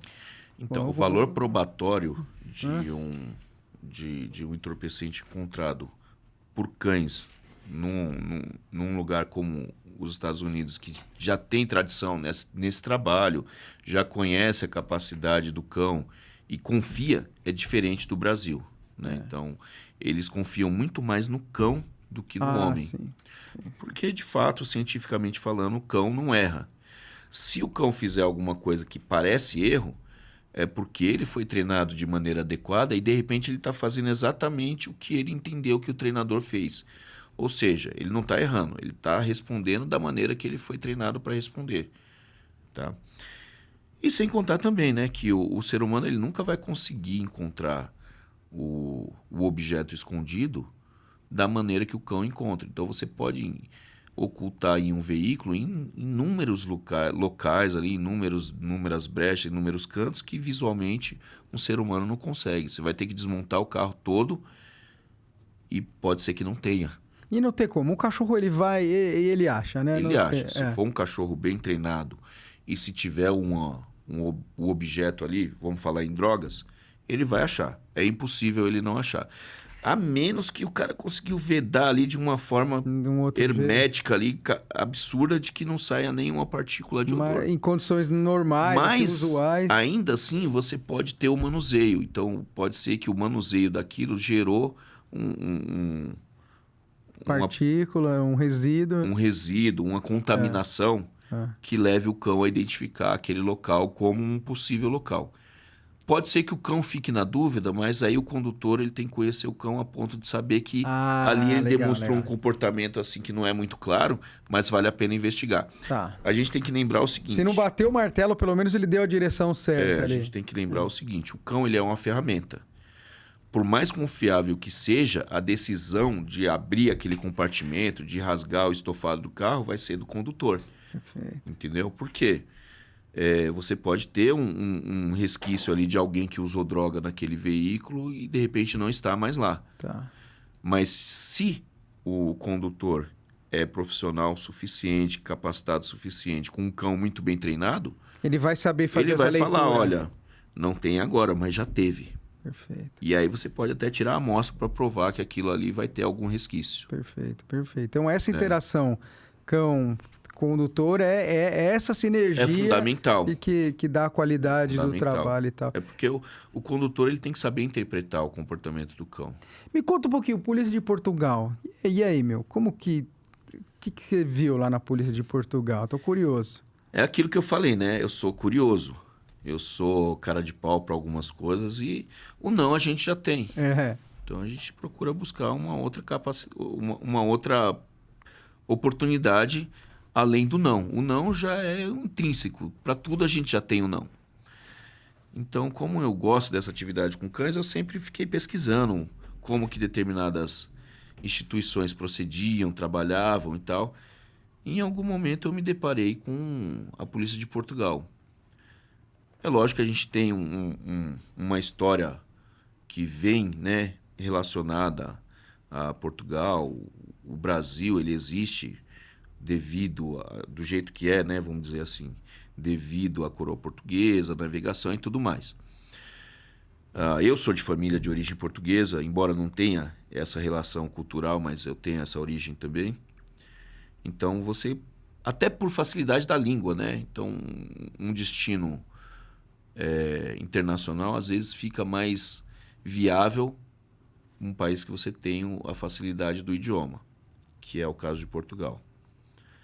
E pesquisando, olhando, né, como eu trabalhei no GOI, o Portugal ele tem uma unidade de operações especiais também, que é chamada de GOI, que é o Grupo de Operações Especiais também de Portugal.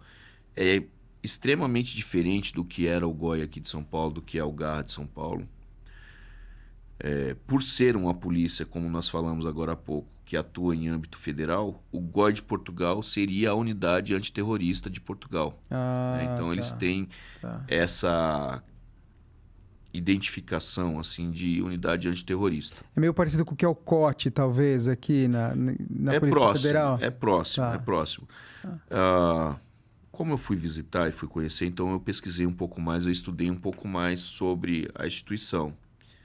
Até para não desrespeitar, né? Você tem que conhecer um pouquinho. Eles me receberam lá.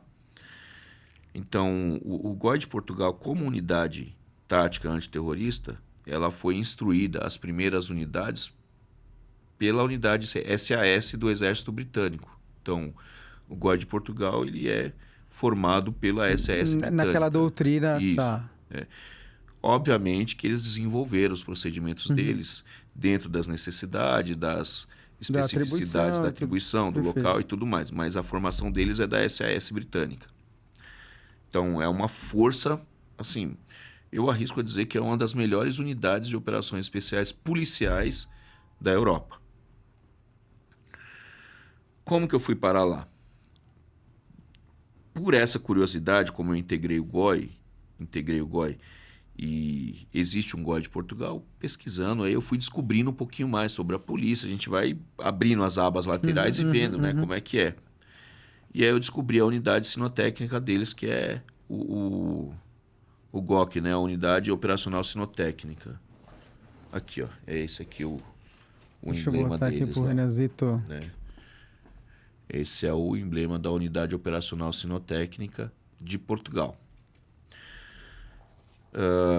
Da mesma maneira que eu cheguei em Dallas, eu cheguei lá, mandei e-mail, abri a página deles, no site, lá no finalzinho tem aquele link, Fale Conosco. Vamos falar. Aí eu mandei a mensagem lá, eu fiz o e-mail, né, cliquei lá e mandei lá, sou policial de São Paulo, a gente está desenvolvendo um trabalho com cães aqui e tal, então como... Aí a gente enche a bola dos caras, né? Como é uma das melhores unidades do mundo e não sei o que, seria interessante conhecer a atividade de vocês. E aí eles direcionaram para a unidade de cães.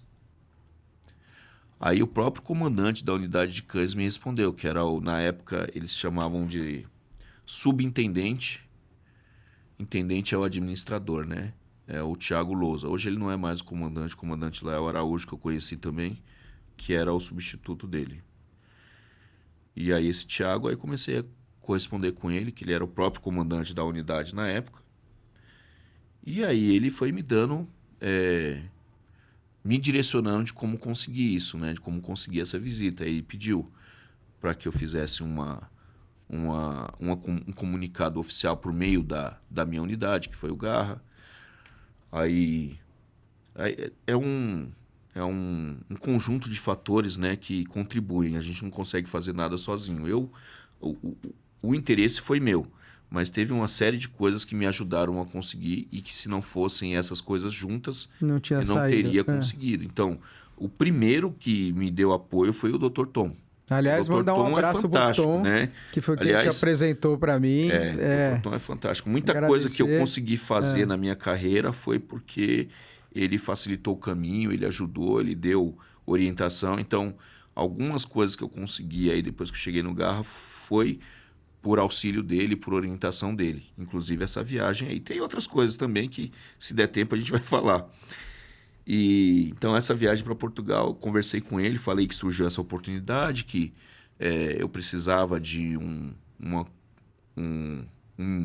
memorando, não sei se seria um ofício, mas um documento me apresentando como policial do Garra, dizendo que realmente existe essa intenção de desenvolver uma unidade com cães e tal. E ele falou, opa, vamos ver como fazer da melhor maneira aí, ver qual que é a formalidade certa para fazer e tudo. E foi feito, né? Aí eu entrei em contato com o Thiago, que era o comandante lá, e ele me disponibilizou a agenda de treinamentos que ia ter lá na PSP. Que legal. Né, da unidade de cães. E me ofereceu a oportunidade de participar como espectador. Eu não ia me formar com eles, com certificado, mas, poxa, só a experiência de ter o convívio, você não tem o papel, mas o aprendizado tá lá todinho. Quanto tempo de curso foi? Foi um estágio de 15 dias. Porra, bastante, foi um estágio. Legal o curso deles é o curso de formação sinotécnica. É um curso que eu não sei exatamente o tempo de duração, mas deve ser de 1 mês. Legal. Né? O curso de formação. E tá no radar do Garra ter uma unidade... Tá no radar do Garra, sim. É que para você instituir uma unidade com cães, é uma coisa um pouco mais delicada, porque envolve tudo aquilo que nós já falamos, né? De bem-estar animal, tem legislação própria para poder lidar de forma profissional com cães. Aliás, legislação própria não tem, mas você tem normas esparsas aí em várias leis que falam sobre trato com animais, então você tem lei ambiental, você tem a própria lei de maus tratos, né?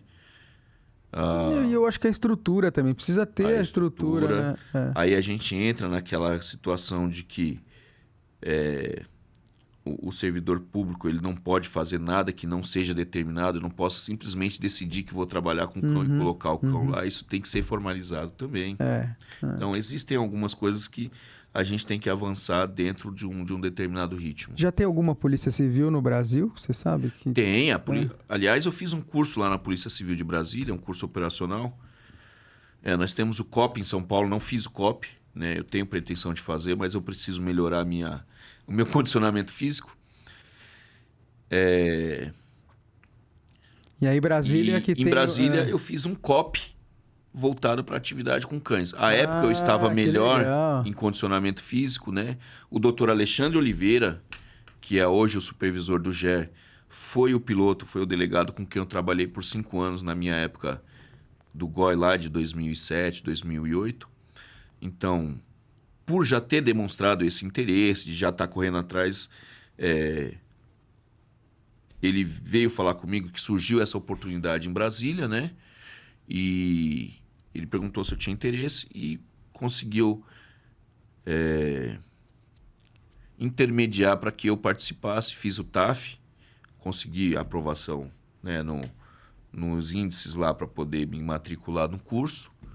E aí passei um mês fazendo um curso de operações policiais com cães lá em Brasília. Pô, que legal. Então, foi a Polícia Civil de Brasília? Polícia Civil de Brasília. A unidade de cães dele, que chama GOC também, que é o Grupo de Operações com Cães, ele é subordinado à DOE, que é a Divisão de Operações Especiais de Brasília. Departamento, eu não lembro se é divisão ou se é departamento, eu acho que é divisão. Divisão de Operações Especiais. A atividade operacional da Polícia Civil de Brasília é desempenhada pela DOE. E essa subunidade, que é o GOC, está vinculada à DOE. Foi um curso de 30 dias, né? Mas nos dias anteriores, que a gente chama de semana zero, que foi uma semana de adaptação. É um curso puxado, foi um curso meio punk, assim, de fazer. Mas foi, assim, foi uma oportunidade incrível também. Aprendi demais, assim, não dá para descrever. Só quem participou de um curso desse consegue entender o que é. A Polícia Civil de Brasília, me parece, né? E esse foi o brevet de formação do curso, né? Tá de cabeça para baixo. Então, curso de operações com cães, né? Operações policiais com cães. K9, da Polícia Civil do Distrito Federal. Legal. Porra, aí. E tem a GNR, que é a Guarda Nacional Republicana, que é militar, faz as mesmas funções, desempenha as mesmas funções que a PSP, porém a distribuição deles é por área. Então, a PSP atua mais nos grandes centros urbanos e a GNR mais um pouco nas áreas um pouco mais afastadas. Me parece que esse é um arranjo meio parecido com a França, com outros... É muito semelhante, é muito semelhante. Eu estive na França também, mas na ocasião que eu ia fazer uma visita, eles tiveram uma situação de atentado terrorista lá e aí foi inviável. Então, aí lá em Portugal eles têm, né, a PSP, que é a Polícia de Segurança Pública. Eles são civis, porém desempenham funções que é desempenhada no Brasil pela Polícia Militar. Isso aqui, ó, esse patch aqui, ele é o emblema da UEP. A UEP é o seguinte, a Unidade Especial de Polícia. Então, as unidades operacionais da PSP estão baseadas nessa UEP. É como se fosse o nosso DOP. O DOP, tá. Isso, é um departamento. É uma unidade especial de policiamento. Então, cada uma dessas estrelas aqui, se o senhor mostrar de novo na câmera, claro, gentileza? Vamos lá. Cada uma dessas estrelas corresponde a uma subunidade, né? Então, nós temos lá o GOI, que é o Grupo Antiterrorista da PSP lá em Portugal. Tem o GOC, que é o Grupo Operacional Sinotécnico, a unidade de cães. Tem o Corpo de Intervenção, que faria a função de distúrbios civis, de grandes aglomerações de pessoas, como seria o choque da Polícia Militar. Inclusive, eu visitei também. Aliás, foi lá que nasceu a unidade de cães, tá? Foi no Corpo de Intervenção. A unidade de cães começou como uma ferramenta do corpo de intervenção para dissuasão de grandes aglomerações, né? Então, o GOI, o GOC, o corpo de intervenção, que é o CI. Aí tem a outra unidade, que é o corpo de segurança, que eles fazem a segurança de dignitários, né? De personalidades políticas e tudo mais. Existe ainda na DEATURA dignitários aqui em São Paulo? Tem a delegacia de dignitários, sim. Tá. E tem o grupo antibombas, que também seria uma dessas estrelas aí da UEP. Né? Então, são as unidades operacionais da PSP de Portugal.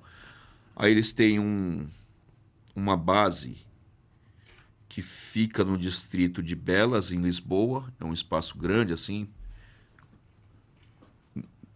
Eles chamam Quinta das Águas Livres, né? Então, Quinta, no português de Portugal, é algo como se fosse uma fazenda. Então, é um espaço bem grande lá. Tá. Então, imaginando aqui esse espaço da mesa, aí a gente teria isso aqui, todo esse quadrado daqui para cá, como se fosse a base da UEP. Aí você teria a unidade de cães aqui, a unidade do GOI aqui. Então, é uma fazenda que aí tem os espaços de cada um. Legal, né? Como se você pegasse o campus lá da Cadepol de Mogi, por exemplo, e montasse lá um monte... Eu diria mais assim, como uma cidade universitária. Ah, legal. Você tem um espaço grande e cada lugar você tem localizado uma subunidade específica. Lá dentro também tem um hotel, que é para os policiais que vão em trânsito fazer curso ou precisam ficar lá por alguma razão. Aí eu não saberia dizer qual o critério. Mas eles têm um hotel da polícia lá dentro, tem o refeitório, então tem uma estrutura. Aliás, falando de estrutura, falando de Acadepol e tudo, você dá aula aqui em São Paulo na Polícia Penal, né? Eu sou professor de criminologia na Escola da Polícia Penal de São Paulo. Onde que é a escola deles? Fica ali do Santana, lado do não é? Parque Lá no do Carandiru. Povo, do lado da onde era a cadeia do Carandiru. Tem a cadeia feminina ali, né, a penitenciária feminina. Do lado é a escola. Legal. E você dá aula no curso de formação? Isso, eu dou aula no curso de formação. A disciplina de criminologia, ela está inserida nas disciplinas de formação do policial penal. Quanto tempo que é o curso lá, você sabe? Viu? Eu não sei dizer para o senhor o tempo do curso, porque eles estão reformulando agora. Como virou polícia penal, eles estão reformulando a carreira. Então, você tem o policial penal hoje, ele é uma carreira única.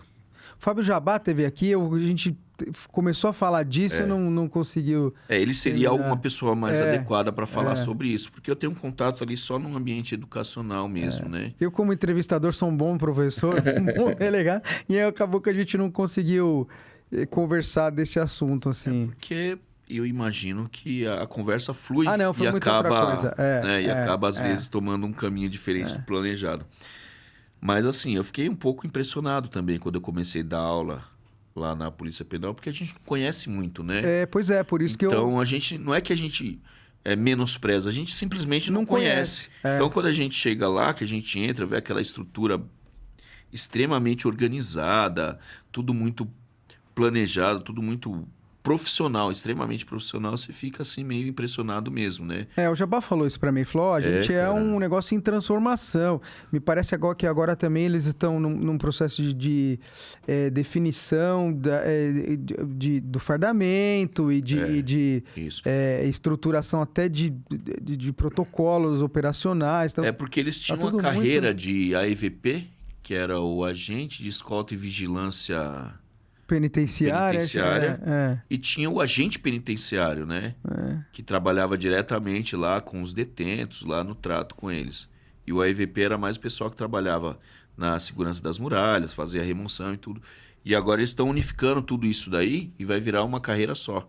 Então, quem já estava na Polícia Penal antes dessa mudança tá tendo essa adequação. Perfeito. E me parece que a Cadepol deles é a mesma coisa que a gente. Tem um curso de formação e no futuro vai ter os cursos lá. Tem os cursos complementares e tal, né? Complementares. Já é assim, você sabe? Já é assim. Tá.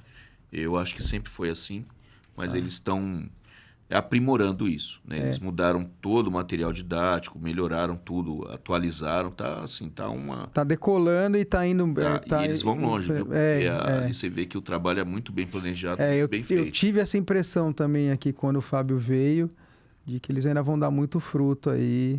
Eu fiquei feliz de ver que está se desenvolvendo bem aí, que eles estão se profissionalizando mais ainda. Quem está numa rota ascendente assim também é a polícia aqui de São Paulo, que agora é a Polícia Municipal, né? Eu não sei se já oficializou a Guarda Municipal ser Polícia Municipal. Mas parece que eles vão ter uma Cadepol deles também, e cursos, a mesma coisa, formação, complementares, uma pós. O meu contato com a Guarda Metropolitana de São Paulo é mais com o pessoal do Canil mesmo. Né? Onde que é o canil deles? O canil deles fica do lado ali do Center Norte. Tá. É um espaço bem legal, construído à mão pelos próprios guardas ali, por um esforço de cada um, né? Eu lembro que eu tenho contato, que nem eu falei deles, porque eu falei, o dia que o pessoal vier aos Estados Unidos, eu vou levar lá. Não, vale muito a pena. Eu acho que eles vão ficar muito felizes, vão dar toda a assessoria, toda a assistência possível ali. Legal. Toda vez que eu vou lá, eu fico até sem graça, porque eles nos recebem muito bem. Eles são muito bacanas, eu gosto deles também. Legal. Então, fiz boas amizades ali. A gente não tem como falar com todo mundo o tempo todo, mas a gente está sempre se falando, se encontrando em ocorrência, em evento, então é bem legal isso. Legal, Flavião. Pô, bom, a gente tá chegando no nosso tempo aqui. Já, infelizmente, papo bacana. Bom, eu falo pra caramba, se deixar... fica 3 horas. Mostrar os Challenge Coin? Claro, vamos mostrar aqui os Challenge Coin. Vamos lá. Para quem não sabe, o Flávio também passou pela aeronáutica. Eu prestei serviço militar, né? Eu sou da 2ª turma de 1994. Que é polícia da aeronáutica. Já faz um tempinho. Tive o treinamento de guarda de segurança lá, o que me habilitava para ser policial da aeronáutica. Porém, quando eu comecei a seguir esse caminho na sinotecnia, um dos primeiros cursos que eu fiz foi com eles lá em São José dos Campos, que foi o curso de cães de guerra. Esse é Portugal. Né? Então, o primeiro curso operacional para atividade com cães eu fiz na Força Aérea. Perfeito. Foi lá que você se envolveu com essa... Não, isso foi um pouco antes, mas lá foi o meu primeiro curso operacional. Tá. Antes de fazer curso operacional, eu fiz uma pós-graduação em sinotecnia policial. Né? O pessoal de Franco da Rocha lá, o Thiago Rodrigues, junto com o Eduardo Cavalianza lá e alguns outros colegas. Aliás, isso é uma coisa que eu não te perguntei. O que você fazia antes da polícia? Você já trabalhava? Então, cara, eu tive o meu serviço militar por um tempo, né? Fiquei na Força Aérea por 5 anos. Isso, esse é da unidade de cães de Dallas. Esse outro também, mas esse é um emblema que eles não utilizam mais. Pô, muito legal esse aqui. E aí, depois do serviço militar, eu tinha facilidade com informática, então eu me aprimorei um pouco e virei professor de informática. Tá. Então, por um tempo, eu dei aula de informática, mas a informática, ela exige demais. Você tem que estar sempre atualizado, você tem que estar sempre pesquisando, e eu já não tinha muita paciência para isso. Tá. E como eu tive essa minha experiência na Força Aérea, eu tinha, já quando eu estava lá, a pretensão de prestar concurso. À época, eu ia prestar concurso para a Polícia Militar. Mas depois de você passar 5 anos na vida militar, assim, você quer conhecer algo diferente também. Não vou dizer que foi ruim, pelo contrário, foi uma das melhores fases da minha vida, foi o serviço militar. Eu acho que tinha muito a ver com a minha personalidade. Eu fiz muitos amigos lá, falo com eles até hoje. Onde que você serviu? Ali no Cambuci, ali? Eu servi no Campo de Marte. Tá. Ali em Santana. Então, tenho contato com o pessoal até hoje, né? Já se passaram mais de 30 anos. E foi uma coisa que marcou muito a minha vida. Mas, depois do serviço militar, eu busquei um pouco de como que eu posso dizer? Menos rigor menos rigor no trato. Mas isso é natural mesmo, né? Porque foi o que eu tinha vivido recentemente. É uma outra experiência, né?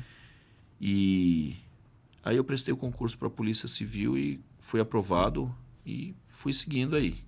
Legal.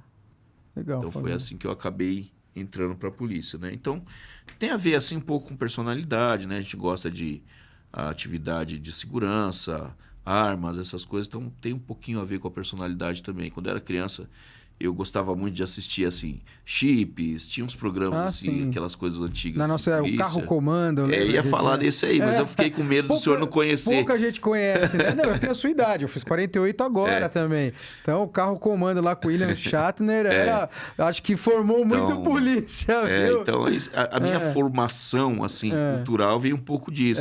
Chips, Carro Comando, Esquadrão Classe A, essas coisas aí que era o que a gente tinha antigamente. Esses caras recrutaram mais polícia do que qualquer um aqui hoje, acho, da nossa geração, né? Então, eu acho que daí veio um pouco desse meu interesse pela polícia e o gosto por moto, né? Então, eu tenho minhas motos lá em casa e sempre que tem uma oportunidade, a gente vai fazer um passeiozinho. Legal, Flavião. Obrigado pela sua presença, viu? Eu que agradeço pelo convite, pra caramba, né? Aprendi. Espero que tenha sido... Pô, aprendi pra caramba aqui sobre o assunto. Legal. Espero que o pessoal... tem uma coisa que não mostramos, é verdade. Isso aqui eu ganhei, é uma boina que o pessoal da PSP me deu lá, do grupo de operações com cães, né? Então, eles operam lá, embora eles sejam civis, eles usam boina. Essa boina vermelha é da unidade com cães. E o corpo de intervenção usa boina azul. A polícia normal, ela usa, a polícia metropolitana regular, eles usam boné. Tá. Então, as unidades operacionais usam boina. A boina. Né? Então, isso daqui foi um presente. O colega lá, Poxa, eu tava com o nome dele na cabeça agora, aí na hora de falar eu esqueci. Nós estamos ficando velhos, né? A gente... Então, ele me presenteou com essa boina. Legal. Isso aí, parabéns. E tá aí, né? Faz parte do meu museuzinho em casa. Legal. Gente, bom, agradecer a sua presença, agradecer aos colegas aí que me apresentaram. Foi muito legal te conhecer. Cara, é sempre que senta gente tão preparada assim. Eu já tive a oportunidade que vários colegas surpreendem a gente, como tem gente preparada, como a gente tem um universo na Polícia Civil de São Paulo. Eu acho que o que a gente precisa é saber que a gente nunca sabe tudo, né? Então, a gente sempre tá buscando aprender alguma coisa. Hoje aqui aprendi demais contigo, cara. Obrigado. Parabéns, viu? E estamos aí nessa busca, né? Conhecer um pouquinho mais, aprender um pouquinho mais para poder apresentar um trabalho com um pouquinho mais de qualidade. Legal. Gente, então obrigado pela sua audiência. Não se esquece de seguir a gente no canal, se inscrever, comentar e agradeço aí a sua audiência. Espero que você tenha gostado aí de mais esse episódio do Criminalcast.